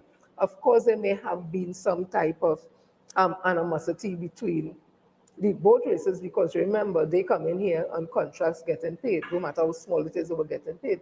Our ancestors were here enslaved and never got anything. So imagine we knowing that, and they can't talk English, they have their own culture that we know nothing about it, may have had animosity between us. However, we are the ones that taught them everything, and they need to be honest about that. They didn't come here as no carpenter, no mason, no electrician, no plumber. They were unskilled.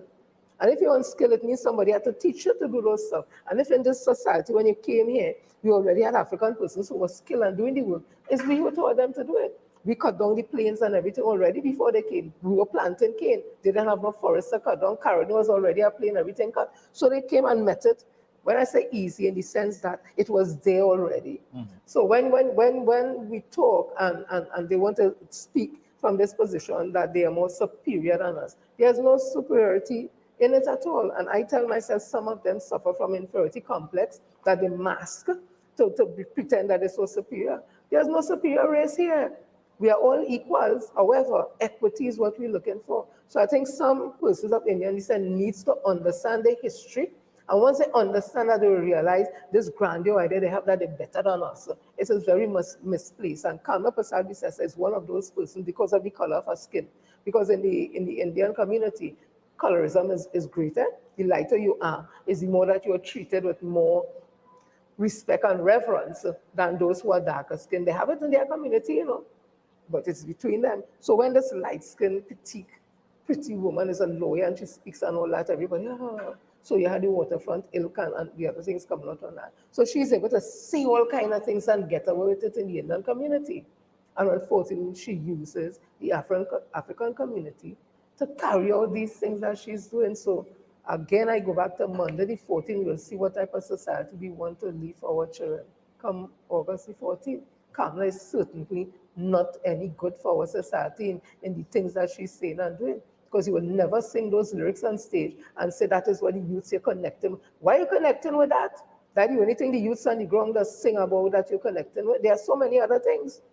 Why are you only choosing that part of it? Yeah, Nyla Blackman, she's a youth on the ground. Patrice Roberts.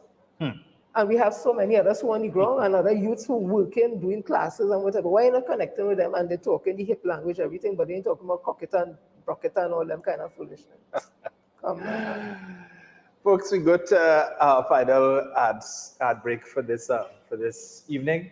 And we continue the discussion when we come back.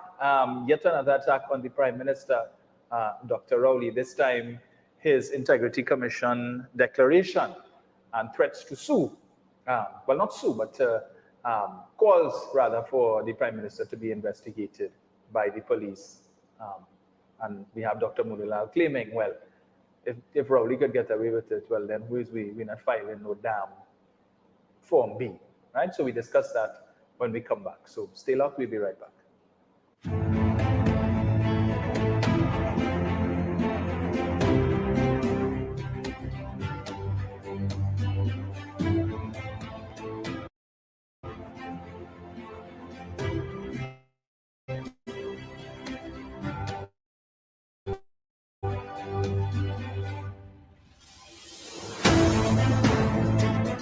Are you stressed and worried by problems? Then meet Priest Santosh G. Priest is specialized in palm, face, photo, and date of birth reading and gives solutions to problems in marriage, relationships, love, business, job, health, negativity, and gives good luck, and also gives lifelong protection. Home consultation is done. Call Priest Santosh on 756-8401.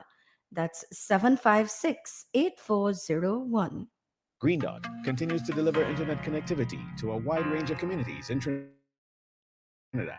With our combination fiber and wireless network, you get the service you need wherever you live. Stream your favorite shows, enjoy online tuition, and work with friends and family with internet service at a price you can afford. As communities continue to grow, we continue to deliver. Call 224-GDOT or visit gd.tt today. Green Dot, improving and simplifying lives. The rainy season is here. Don't wait until your roof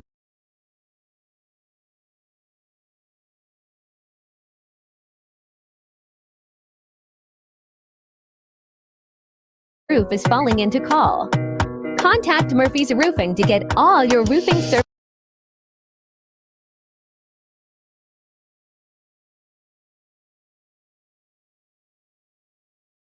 services done now.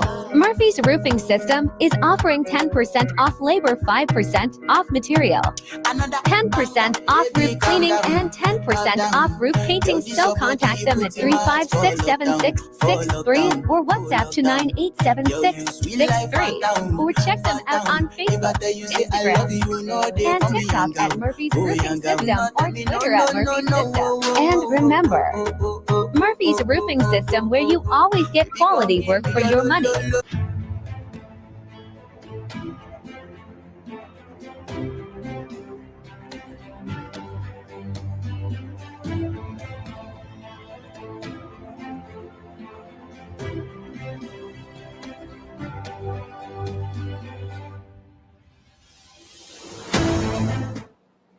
And we're back. Thank you for staying locked to The Real Issues with DOMINIC ROMAIN, where we're discussing some of the issues that would have, been making the rounds over the last couple of days, and just sharing some talking points with respect to those. So we were having a discussion before we went to the break. Jen, you wanted to yes, I just want to put a cap on it because people are so touchy and sensitive. I would have mentioned the person of Indian descent coming here, being Dallas, and the conditions on which they would have come. And they, of course, they would have made the opportunity, took advantage of it, and their ancestors out of it would have, as we see now, successful in their own right with what business and education and all that. So they would have done well. I can't fault the Indian community for that. However, I still maintain that the African community has always been one where we own business, we own education, we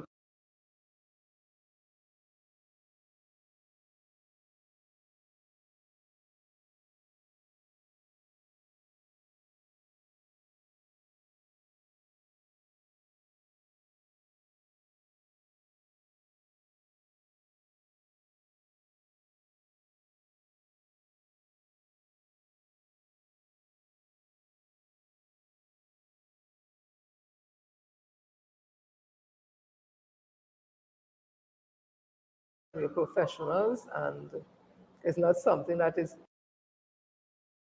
alien to our community.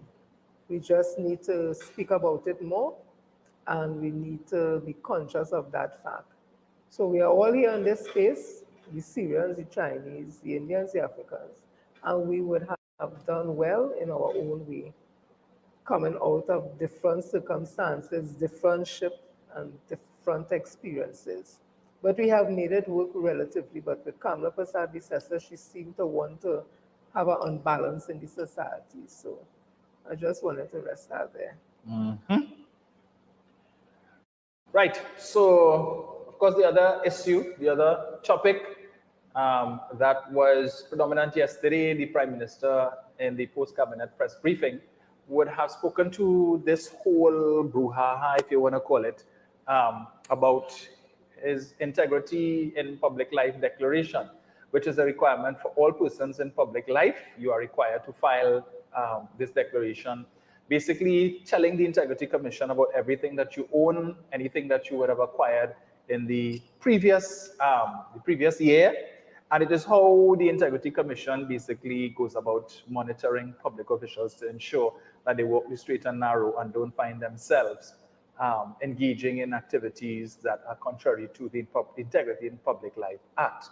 So the form, the declaration, has two parts, Form A and Form B, where Form B is for the eyes of the Integrity Commission only, because that part of the declaration has very granular details in terms of the amount of money that the person has in their bank accounts, the different types of investments you have, the dollar value of each, your property values, and all of these different things. And so it's very private. And Form B, which is open to scrutiny by members of the public, just would have general information in terms of, well, what property that you own, but it doesn't give specifics. So it may ask you if it is that you invest in any funds, just simply name which funds, but you're not required to put specifics as to dollar amounts and so on. And so this whole issue about the purchase of a townhouse by the Prime Minister and his daughter in Inez Gate in Tobago has been a talking point for the UNC for the past more than a year, because based on what we've been hearing recently, Saddam Hussein, Member of Parliament for Sanwan Barrett area, would have written to the Integrity Commission making inquiries with respect to the declaration of this property by Dr. Rowley and Form B. Dr. Rowley would have subsequently provided pictures of his declaration from 2019, I believe it is, where he would have in fact declared the townhouse on Form A, but it is not listed on Form B. And his contention is that Form B speaks to land and it does not speak to any property on the land. However, the Integrity Commission now is seeking to, how should I put it, boy? They are saying that the definition of land on Form B should be taken as the definition under the Real Property Act, I think, which defines land as not just what we know to be dirt, but land with anything on it, minerals, any building, or anything. Now, if it is that you are somebody in public life and you don't know this, you are not familiar, you're not an attorney, you're not familiar with that legal definition of the term land, it is very difficult and very easy, I should say, for one to make a mistake like that. And I am absolutely certain that you have a number of other persons who are in public life who are subject to that declaration, who would have taken the definition of land on Form B in the same way that Dr. Rowley would have taken that definition and would have probably guilty of the same breach that the Integrity Commission has accused Dr. Rowley of. And in those circumstances, what would normally happen is that if the Integrity Commission is of the view that a property would have been mentioned in Form A and it should have been mentioned in Form B as well, based on their definition of the term land, they would simply write to you and indicate to you, well, you would have made mention of this property in your Form A, but it was not mentioned, and they would ask you to provide an amended Form B, including the form. Because from what we were told, there is no legal jeopardy or consequence for not stating that on Form B, really, which is sort of like a mirror of Form A, even except it doesn't have specifics with respect to dollar values and these things. And one must admit, if the UNC is really genuine about their concern about integrity in public life and holding all persons who fall under that act, holding them responsible for their duties, then why only go after the Prime Minister? Why not scrutinize the filing, the declarations of all persons who are subject to such, to see if there's anybody else who may have made a similar declaration that you all consider to be a breach. But clearly, they are not interested in preserving or promoting integrity in public life for the sake of it. This is simply targeted to the Prime Minister. We will go and we will inspect perhaps his and maybe the ministers of government, because we're looking for that aha moment. We're looking for something to pin on them, because after 8 years, we've not had any major scandal as what was the norm between 2010 to 2015, where practically every Monday morning, it was a different minister getting caught up in some kind of scandal, some kind of bacchanal, having to be fired for whatever reason. And that has not taken place under this administration. Albeit that they may say, well, it's because Rowley liked to uphold wrongdoing. But ask them to speak of what wrongdoing, they could give you no specifics, just general nonsense, and then run back to 1970 and talk about O'Halloran and Privat. And that has been the order of the day for them. And so they are pursuing this not out of any genuine concern, as far as I am from where I sit, about promoting integrity in public life. It's just to nail something to Keith Rowley. And if it is that you're not genuine, well then, what's the point? You're wasting people's time. We have a clip with Saddam Hussein from, I think it was last night at their meeting, where he was talking about trying to explain the situation and to make a false equivalency between Dr. Rowley's circumstance and that of Basdio Pandey. So let's just take a quick look at that, and then when we come back, we will just delve into it a little bit more.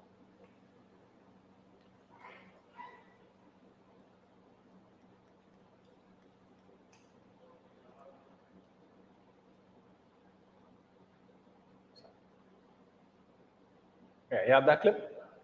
You have it? There's a second video. You have that?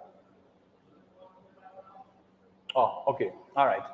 All right. So it doesn't appear that we have that. So last night, Saddam Hussein, I believe they had another cottage meeting, and he would have been speaking to the issue. He and Rudal Munilal have been pushing that particular issue. They are the ones prosecuting it on behalf of the UNC.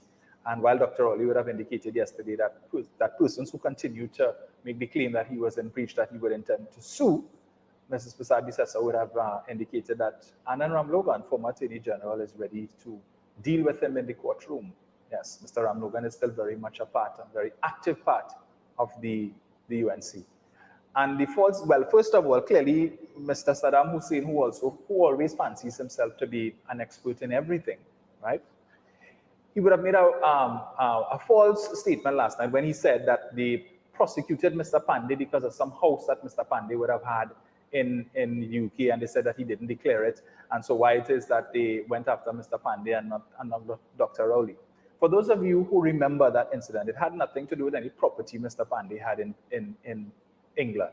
It had to do with a bank account, a London bank account, which Mr. Pandey is alleged to have not declared on either Form A or Form B. Right? So it wasn't, so there was no indication of the existence of this bank account, allegedly, in his declaration, which is why he was charged. Right? So it had nothing to do with any house. So perhaps Mr. Hussein should go back and do his research and wheel and come again, as they say.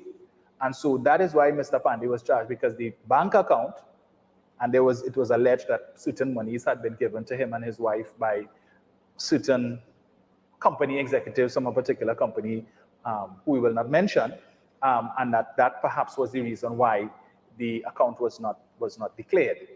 All right? This is something totally different. Dr. Rowley, in fact, would have mentioned and would have declared the townhouse in Form A. So it is there. It is not, there's no attempt to hide it. It is not on Form B, because Form B specifically speaks to the issue of land. And I want to make this point. To all persons who have offered themselves to serve as councillors, persons who are going to be elected on Monday, please understand that you would now be subject to the Integrity in Public Life Act, and you would be required to complete this form every year.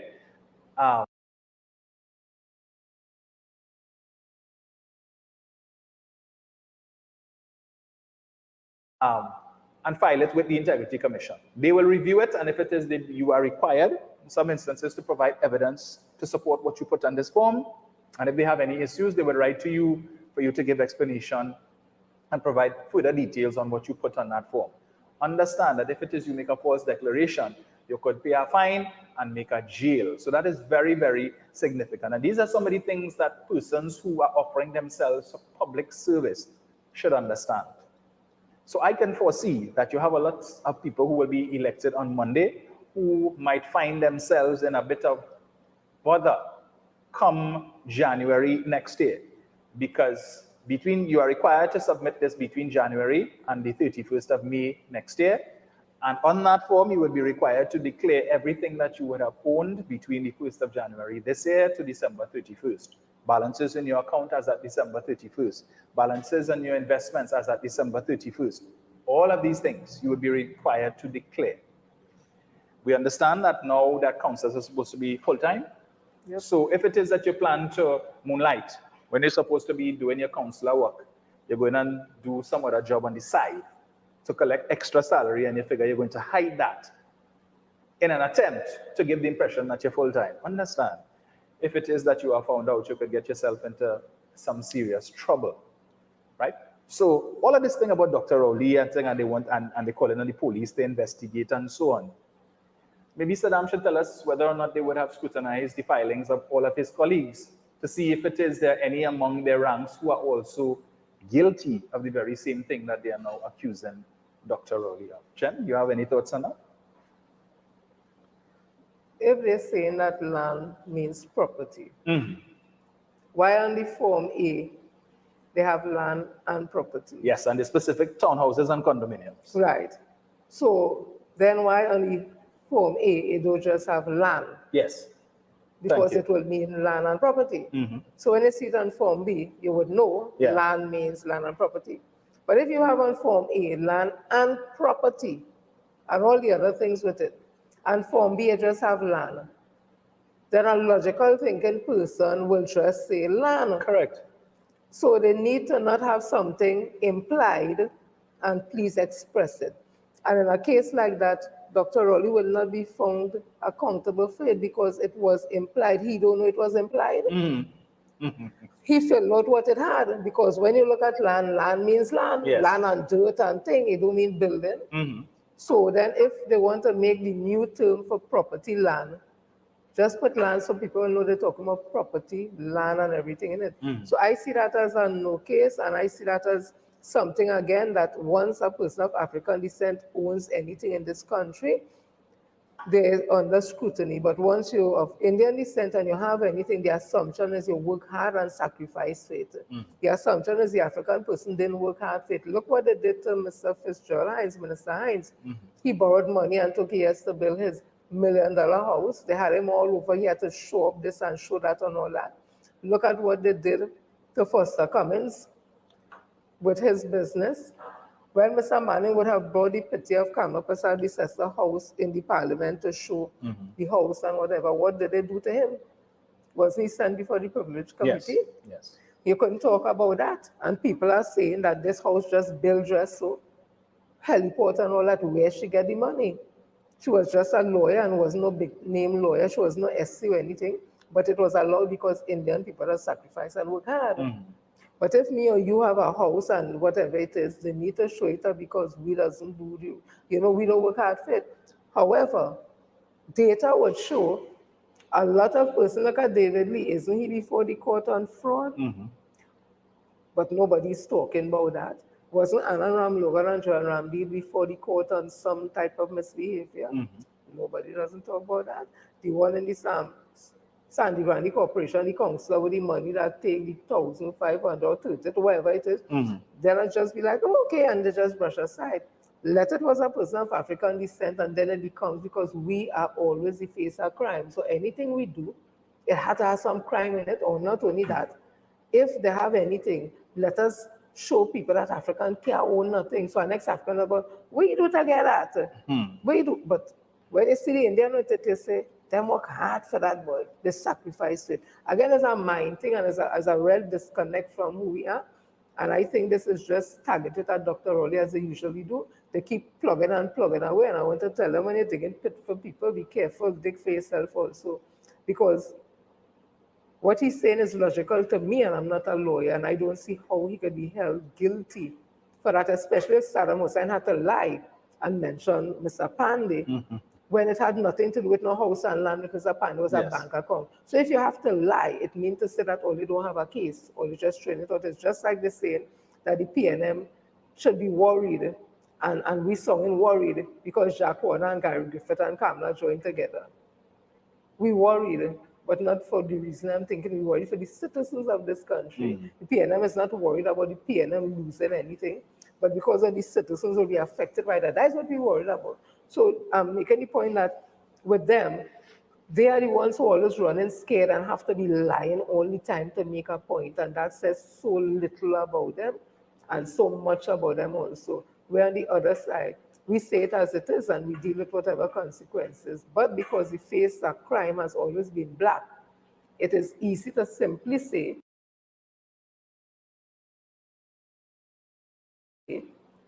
if this black man have it, how he get that? He ain't work hard for that, black people lazy and all that. So, and I think with Dr. Rowley especially, because of his color, if he was just a little caramel color, they would have tolerated him. Like Mr. Manning, God rest his soul, and Mr. George Chambers, rest his soul. They were a little lighter, so they kind of tolerated. But because he looks dark like me and you, it is unconscionable for them to have somebody of that color to be ruling over them. And because of that, he's under more scrutiny, and because he's a no-nonsense man. Look at here, Dr. Shane Mohammed talking about the arrogant. And Dr. Rowley sitting down in a chair and feeling questioned as a man of arrogance. Yes. They find that they're talking about he's sitting on this white chair. If it was a black chair, I say, so he had to sit on a black chair. If it was a brown chair, so listen, anything this man does is an issue, and we just have to be logical and know that Calabash system and them is a train wreck. We all tried them, not me, all tried them in 2010. All the head and ball, couldn't wait for PNM to come back. This is another moment you all need to make sure PNM stay. Indeed, but I would add to that. I see this issue going nowhere. It's just another attempt on the part of the United National Congress to, looking for an aha moment, and this is a because if the Integrity Commission is saying that Dr. Rowley was in breach, then when he filed his integrity in public life declaration in 2019, which is I believe the one that he produced, and you saw that the townhouse was declared in Form A and it wasn't declared on Form B. Did you write to him to say, well, you're in breach? Because he would have done the same thing, declared the same property. It's still in his possession in his 2020 filing.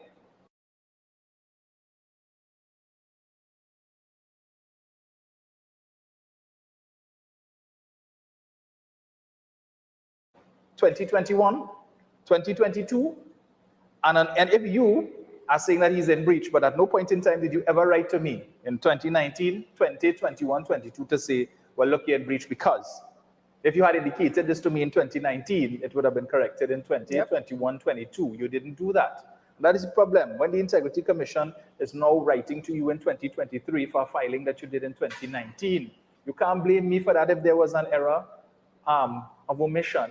And then you didn't draw it to my attention so that in future years I would make the correction. That's on you.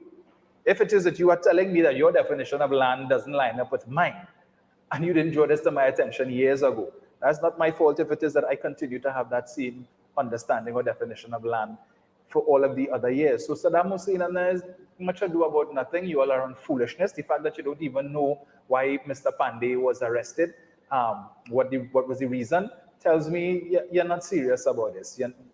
Do your homework before you try to come and make a false equivalency, and that's exactly what you would have done by quoting the situation of Mr. Pandey last night. So Dr. Rowley I think he is well secure in his position, and I'm certain, as I said before, there are plenty of other people in public life who did that same. He's suing Wade Mark. Yeah, he should. He's suing Wade Mark.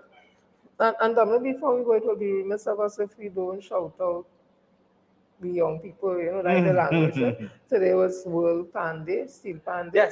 Yes. And that is a really big step, because the UN has declared today that day, and all different countries, I think 100 and something of them, would have been recognizing Steel Band today. I think with First Square would have had different orchestras playing. And also we must always remember those persons who would have been a part of the Steel Pan movement and the trials and tribulation they went through, and to know that it's the only 20th century musical invention, and it was done by African persons in Trinidad, and it has been recognized as that. And everybody know the forerunners of the pan, and it came out of a whole situation from West Africa. Well, not the steel pan as much, but the drums and the tambour bamboo and the percussion that finally evolved into the steel pan when the tambour bamboo, the problem with it is when they're hitting it and the bronchis will splinter easy. Right. So they started to use tin covers and all that, and realizing they're getting a song from that, and they came with the idea of these drums and then the concave and the whole musical thing. So we must give thanks to that, and we hoping one day that it will be declared officially the national instrument of Trinidad and Tobago, and I see that coming soon. Yes. Because the rest of the world has acknowledged that we made it. Yes. And out of that industry, and as somebody was telling me today, if it's one set of people should vote for the PNMS panmen and steel bandmen, because Dr. Eric Williams would have made it where they could get sponsorship for bands, for Catelli and who that is now All Stars and all the other bands. And coming from the history where they considered Badron and that kind of thing, and the fight and all that, it has been refined now. They're playing classical music, they're traveling the world, making money and all that. So that is coming out again of the People's National Movement, understanding culture and art is important, just like Best Village. And let's not forget the Jamettes there earlier. The word Jamet is not something offensive. Those are the strong women, independent women, African women, who live outside the fringe of society, of the colonial idea of what society was. And they were there with the panmen also, taking care of them, and in their own rights being real, I can't use the word, but real bad in the sense that they didn't take nonsense and they stood for something. Right. So I wanted us, and this, again, people, August the 14th, Monday. Hey, this is the color. Know your colors. Go vote resoundingly. Resoundingly. And Dr. Rowley, stand strong. My brother, stand strong. Yes. And I must shout out my member of parliament. Yes. Minister Stuart Chairman Young. Young. On the ground with you. Yes. So remember, folks, tomorrow, all roads lead to, what's it? Is it Constantine Park. That is when you turn off the highway by McCoy and you drive up to the Priority, the corner right. That grounds right there. Right. So it's not Etihad, people, that is up in Tiger River. It is El Dorado, Constantine Park. Yes. So you're turning where Metal Box used to be from the highway. Right. And you drive down there. And I mean, you have to hand it to the PNM. They consider it because, you know, now where the previous rallies would have been held in Etihad grounds, you have now a number of food vendors there. And certainly an event of that nature would have impacted on I didn't know that. Yeah, a lot of food vendors actually in the car park right there. So out of consideration and so on. So these persons could still apply their trade tomorrow evening without interruption. And they could probably come down now because a crowd down here. They could transport stuff to sell. Correct. So, Correct. So again, remember, Monday, August 14th, go out and do your civic duty. Cast your ballot for your party of choice. So listen to what, well, you're going to be hearing a lot more talk, of course, between now and Monday. Remember, you shouldn't be wearing certain colors on Monday to lead to any aggravation. Bars are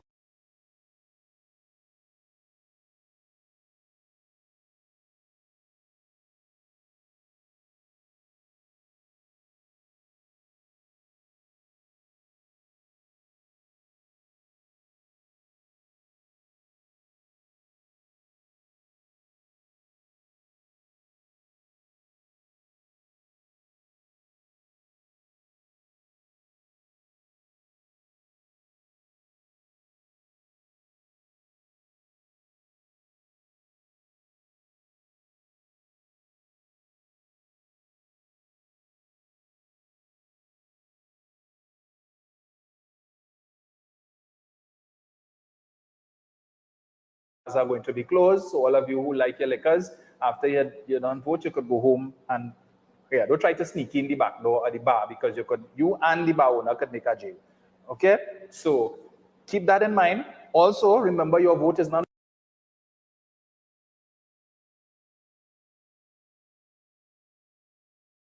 non-refundable. So if it is that you make the wrong choice on Monday and then you see that in a couple months, you cannot go back to the EBC and say, I want back my vote, right? I want a refund. Unfortunately, you're stuck with that choice for the next 4, not 3, 4 years. Yes. And your choice is your choice. Your choice is your choice. Don't let nobody try to intimidate you.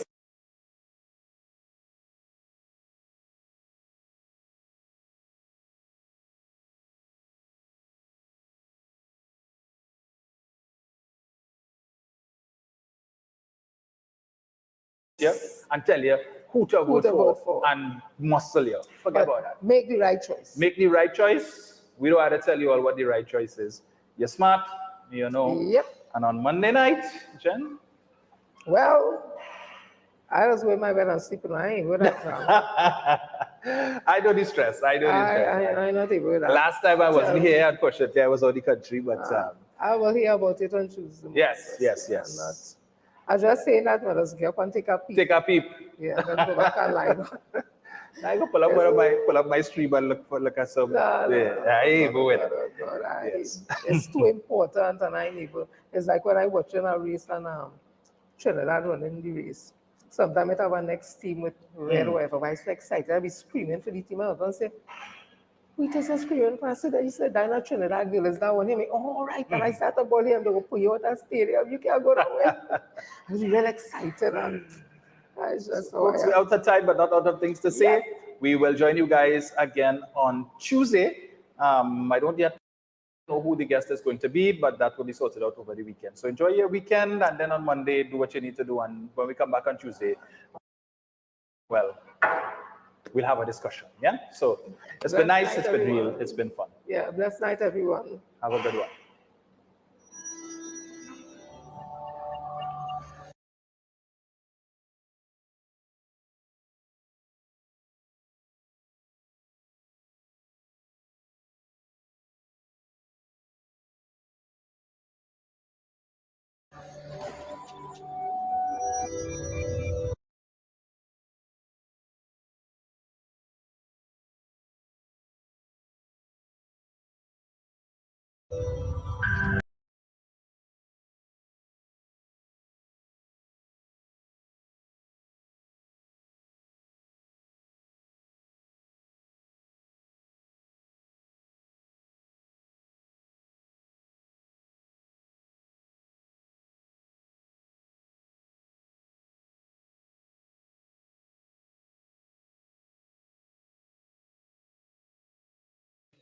In the city of La Hoqueta to deliver a political contribution representing the only political party in the Republic of Trinidad and Tobago.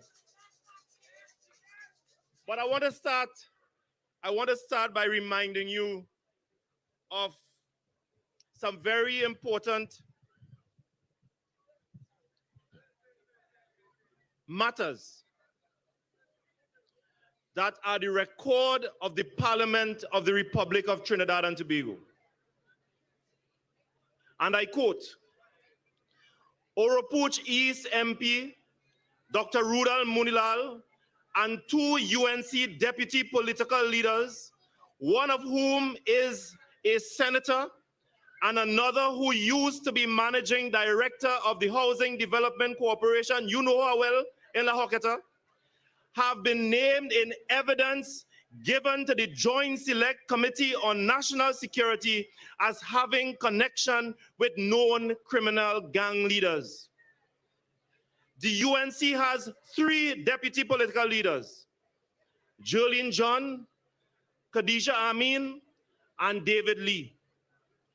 Testimony was given to the committee by both the Minister of National Security, the Honorable Stuart Young, as he was then, and guess who?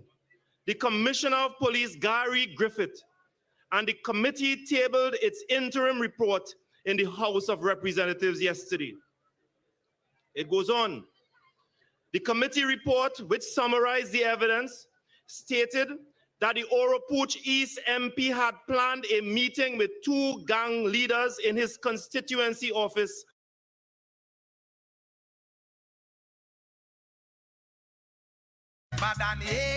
we sit up in the lion's den. Somebody remember Solomon. We walk up on this earth as a wise man. Well, you one King David. One day we tried out of Babylon. Look it up. Tell them say Uja. Tell them no matter how hard things get, Jah will pass you through the words. Anyhow, got to Jah bless. Tell them they say no man. Tell them no matter how hard things. August 14th, all the go and call it by the valley say, Jah never give you more than. Tell them say no, my journey is so rocky and my burden is so heavy. Anyway, to the life effects. Tell them that matter how they weary. Sponsor, let God be your shield and your guidance. Anyhow, Kasuja. Pull up. Somebody say fire. Give me the next rhythm. B&M family. Are you ready? Tanti Mami. Are you ready? Look it at Alparo. Are you ready? Oh, let's turn it up. Sing it. Select. Treat me a cover, you ready? We rolling with the red army. You're for the love of your country. Please your poetry in the B&M. Look it out, are you ready? We rolling with the red army. You're for the say, come on, my people, let's stand together. Underneath the red, white, and black banner, yeah. Burn out corruption like leaves, it has scattered. Tricks and insult the people, them flattered. The partnership done sick already. We ride it steady with dogs and keep rolling. Right in the right time, we make up we mind to build back this sweet paradise. Let's do this. I ain't all you. Oh, the song is shaky, why? One more time for lock it at Alparo Green Video. Yo, we love you. Yo, lock it out, you ready? We rolling with the red army. Yo, for the we often boast and say God is a Trinity. A blessed nation, the Caribbean envy. All of a sudden, like the place get heavy. Things are move right, but no like ugly. Say, come on, my people, let's do this together. Let's build up this nation for one another. Say, tell them the children deserve better. Brighter days, and let's crazy. I hear all you. Well, are you ready? Ratty, say let's. My people, are you ready? We're rolling with the red army.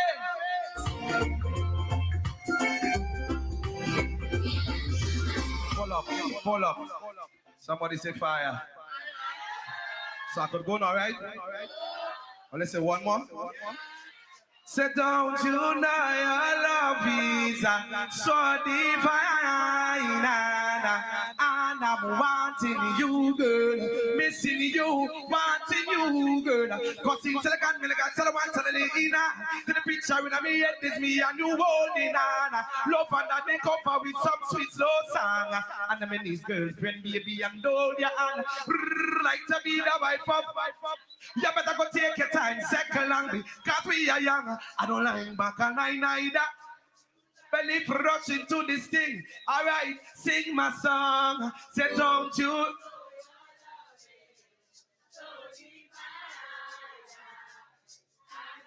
I love. Pull up. They don't sing no more. I love. I really love. Somebody say fire. So I could go now, right? But then now tell me one more.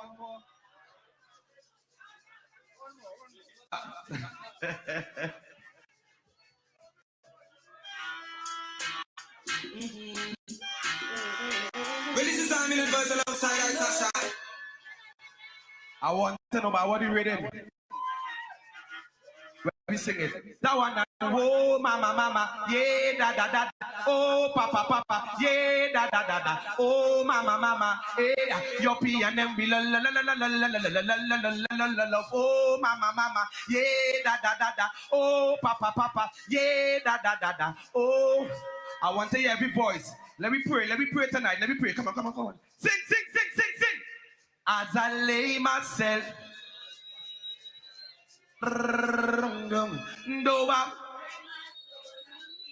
Come on, it's God. If I shit, well, let's sing it with feelings. Come on, yeah. I woke my soul. You not say no. Yeah. Cause Lucifer is roaming. It is trying to destroy the little. You see that and can't say it's our one. He got a wicked intention. I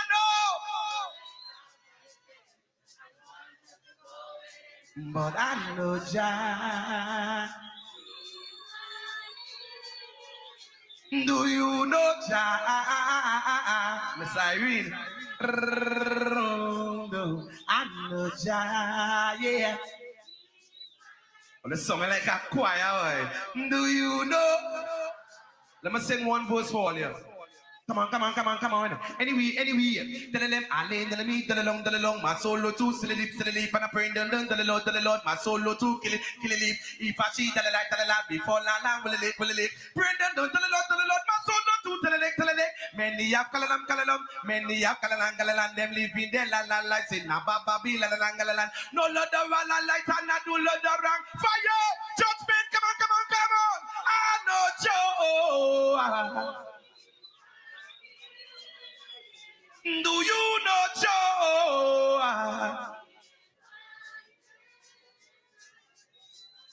Somebody say fire. I could go now. You see what I'm doing, man? I love. Yeah, I really love. And let me sing one more for you. After this, I'm going. Listen, I will explain something to all you. It are two type of people we living amongst today. It are the people and them who doesn't mind their business, talk about your business, and them business more worse than yours. Somebody say fire. Then it are the people who just laugh and smile with you every day in your face, and them don't like you. Somebody say fire. I come up in the 80s. I was born a little fire with all you. My mother and my auntie, big up all yourself, mommy, tanty. Let me share something with all you. Tell them you can't live in glass house and Joe stone. You can't clean people's house, not clean your own. Every day you are living your life one way, yo. You are make my business your own, yeah. You're too bad mind and fast. Quick to rejoice and laugh when them see you crash. God bless you, them act like the shock. Remember, rain no fall on one house. Or remember that old saying? When rain fall, it don't fall on one man house top. That true? So I can extend it before I leave? Let me extend it. All like them eat a paratawa. How them run it, can't stop power. Like something wrong with them hour. They should have mind their own business and go make that the interest. They too lack away. Bad-minded, vicious and jealousy. Every day them a make more enemies. Now they want fight me down. So now I sing my brethren song. We not beg no friend from.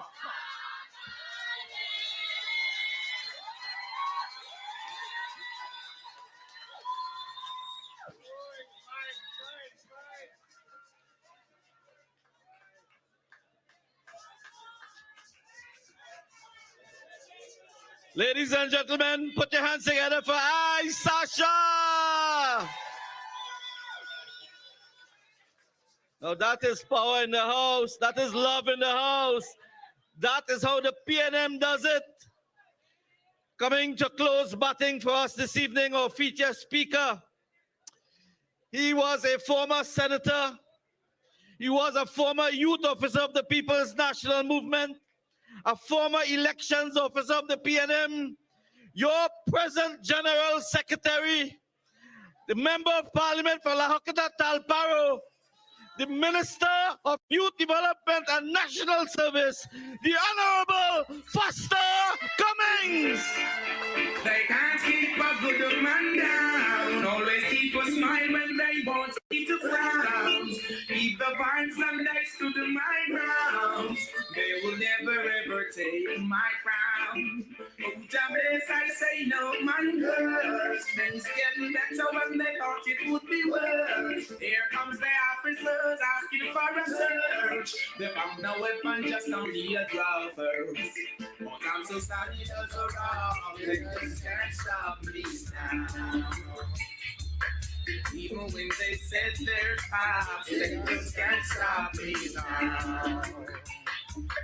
People will say this and that, they just can't stop me now. Great is the PNM. Great is the PNM. Great is the PNM. I will lift mine eyes unto the hills from whence cometh my help. My help cometh from the Lord, which made heaven and earth. He will not suffer thy foot to be moved.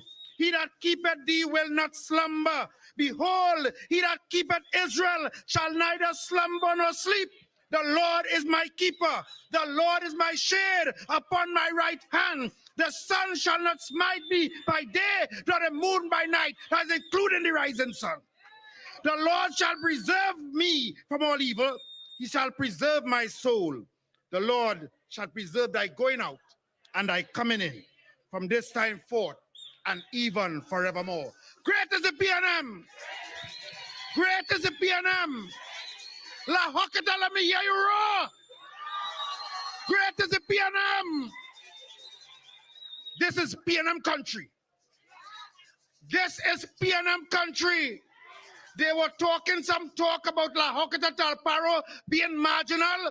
I say to Kamla Prasad Biseta, get your best UNC candidate and send them in La Hocketa Talparo, and you will see what Qatar is all about. We will beat them going and coming in La Hocketa Talparo. Bring them. I say to you tonight, teach the UNC a lesson on August the 14th.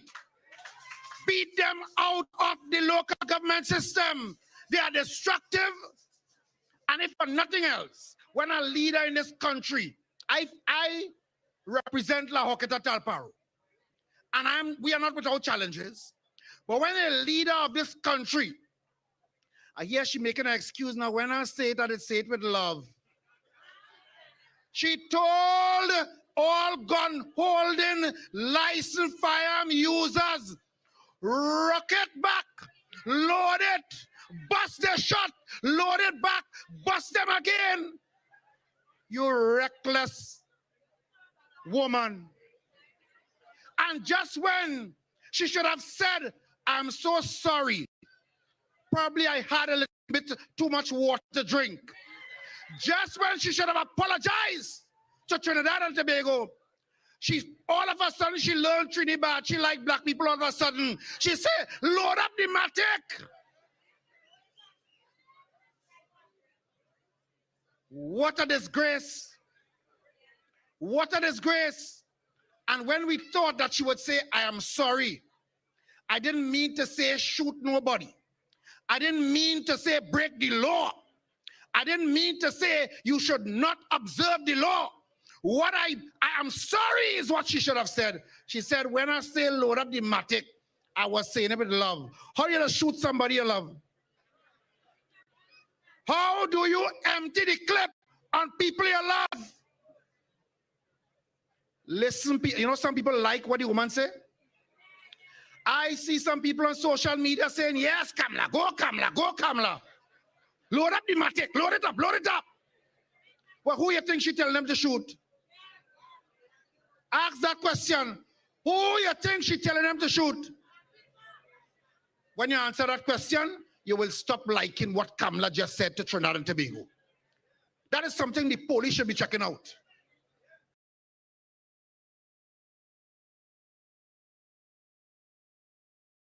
That statement is something the police should be checking out.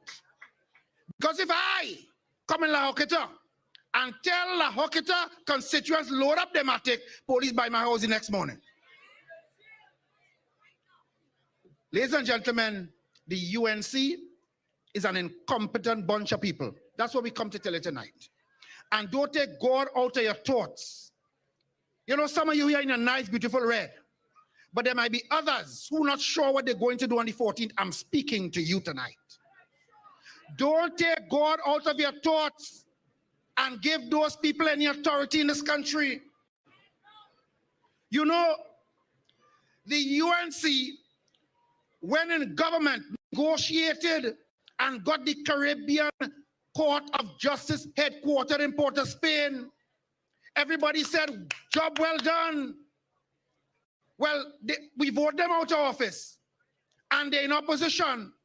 And when the time comes to pass the legislation so that the CCJ could be our final court of appeal, the very same UNC vote against it, wouldn't support it. You're never sure if they're going or they're coming. The very UNC, when they were in government and they had a state of emergency and lock up a whole set of people, the same people that she telling load up the matic and shoot them. No evidence.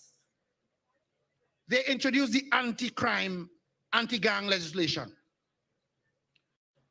You would think that when they go in opposition and the PNM has to reintroduce the bill because there was a sunset clause, the PNM take the same bill that they write and bring it to the parliament. You know they wouldn't support it? You know that you believe that? You know they wouldn't support it? The very thing that they wrote and passed in the parliament with PNM support. That's how the UNC does behave. They ain't sure about the yellow they wear. And if you get them a chance, they will wear red. Because one or two of them just go up on the platform. And when Eric Williams' spirit take them, they say, vote for the Balize. Vote for the PNM.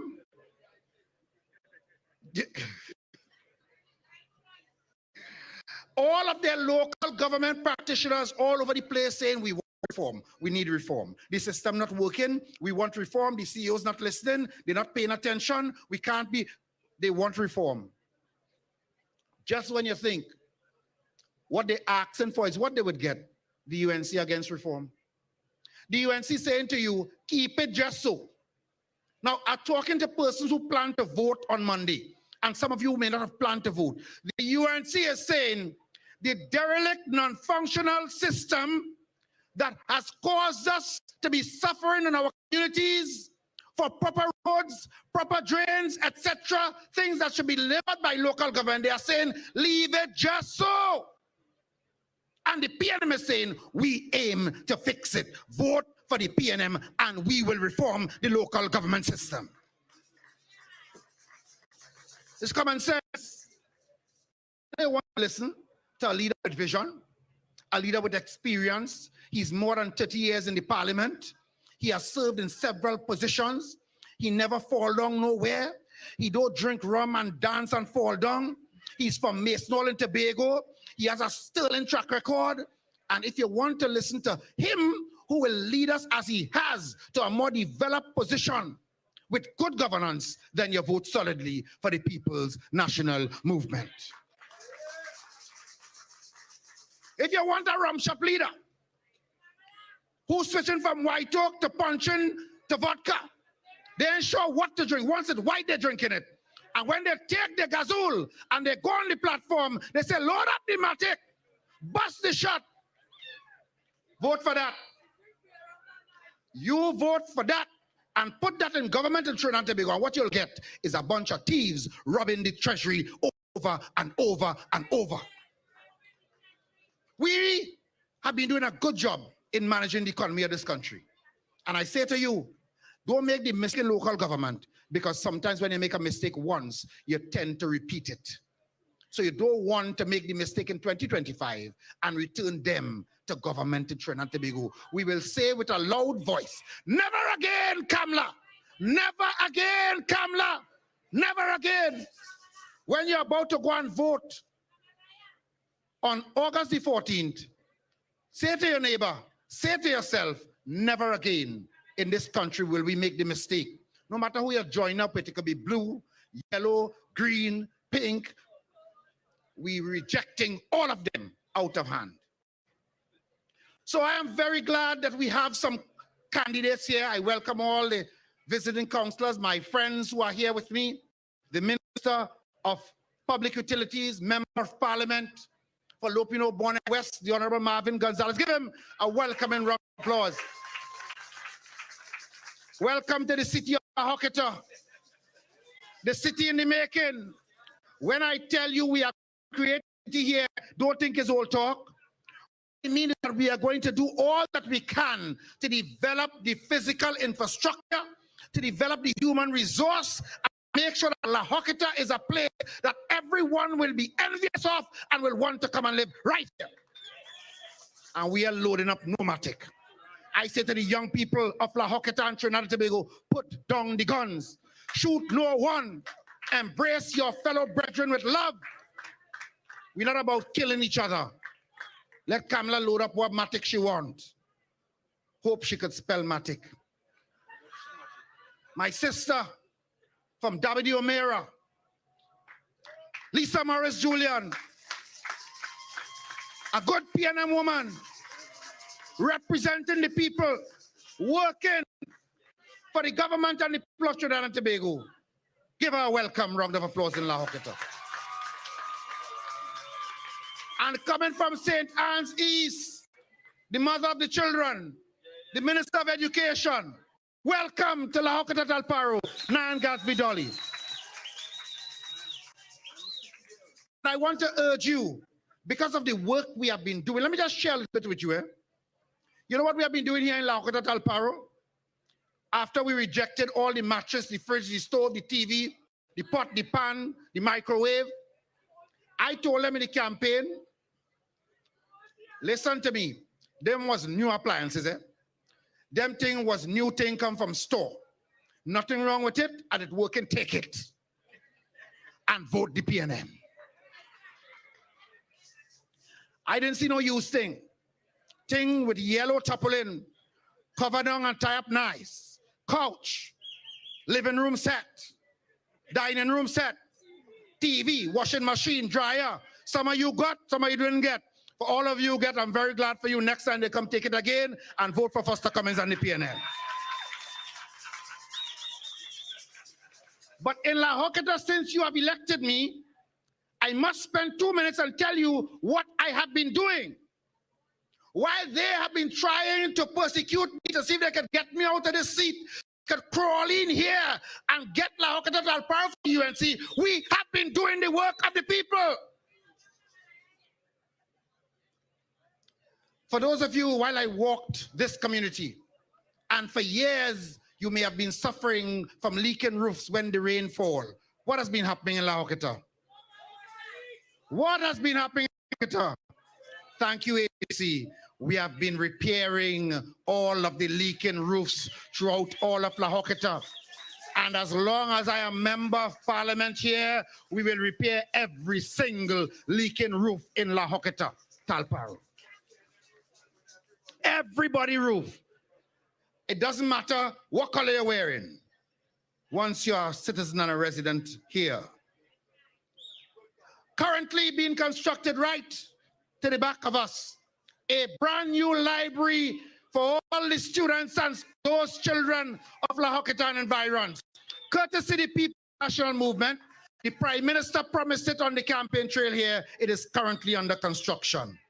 A new community center right next to it with modern facilities for all of us to use. A new community center in Greenvale, a new community center in Jacob Hill, soon to come, a new market in La Joquita. You no longer have to take no taxi and go all the way to Aripo to buy 2 Baji and 2 Bush. You're getting your own market here in La Joquita, courtesy the People's National Movement. In Jacob Hill, we are relocating the squatters and building new homes so that can live in some kind of decency in Jacob Hill. That is PNM policy. We are completing the ECC Center just down the street. And we are working for you. Ladies and gentlemen, I must tell you, because I'm Minister of Youth and National Service, that we are to construct. It is currently going through the tendering procedures, a youth development center right here in Phase 4 La Joquita for our young people, to train them to be carpenters, masons, electricians, computer programmers. We are going to train our people so that they can live a higher standard of life. And they will reject loading any matic of any kind. That is what the PNM is doing. while you have some drunken person somewhere saying, shoot people, bust the head, open the clip, knock it back.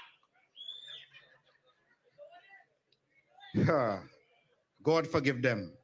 And in Wallerfield, we are going to construct a modern state-of-the-art youth, what you know as a youth camp, we now call it a youth development and apprenticeship center right here in Wallerfield for your children, for your grandchildren, for the children of the East, Sandy Grande, Malabar, La Hoqueta, Maloney, for all of the children who need some hope and direction in life. We will have in Wallerfield a youth camp to train our children.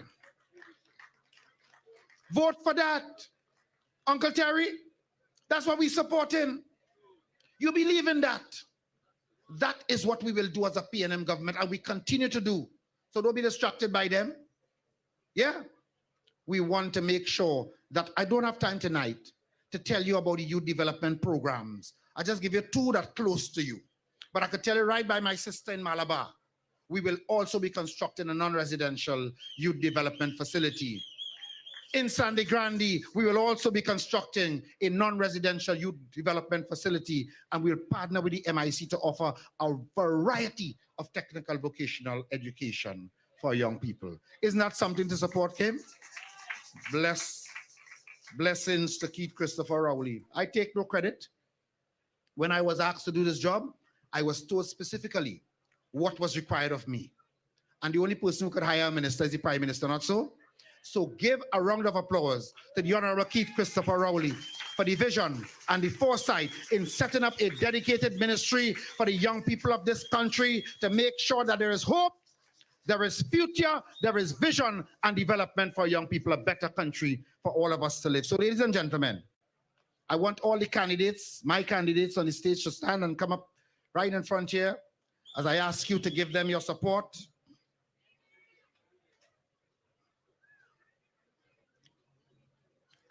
A very fiery speech tonight.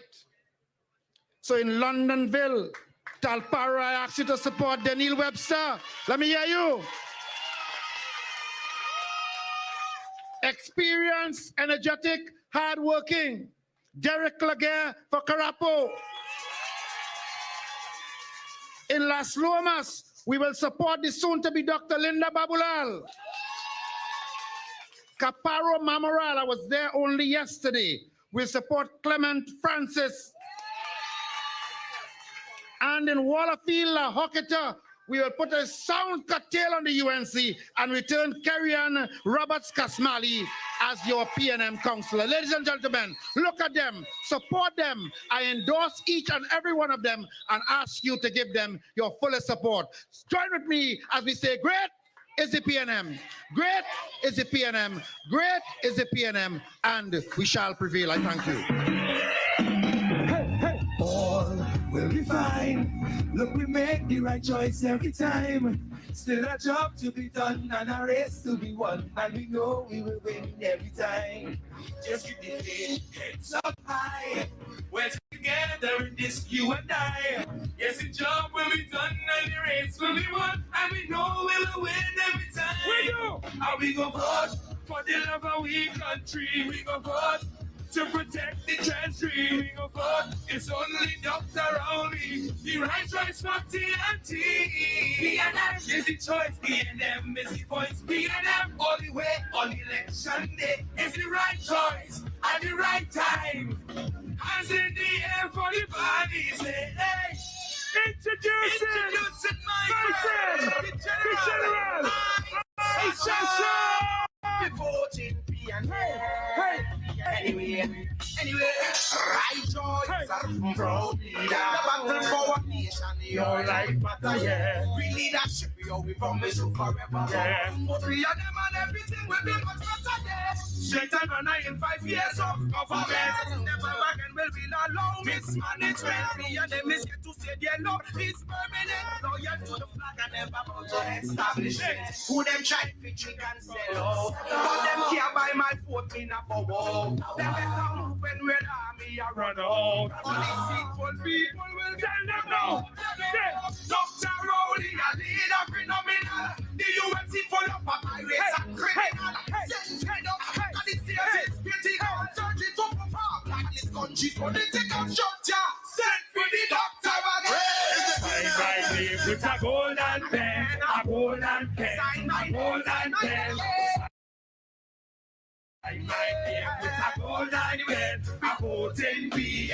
Whoa, no. Sign my name. PNM people. PNM people. Hey. Put your hand in the air. Boy, listen now. Everybody say, it's a healing power. A positive healing power. Moving closer together. I want to see everybody dance original. All are we is one family. All are we is one family. Working together in this country. When the world was breaking, everyone agreed. When the world was breaking, we happy for see. And that is why we voted for our country. Hey.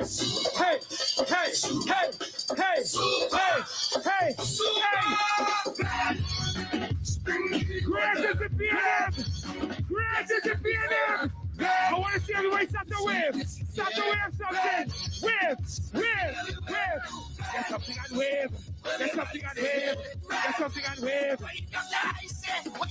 Ladies and gentlemen, thank you very much! Great is the PNM! Great is the PNM! And we shall prevail! Yeah!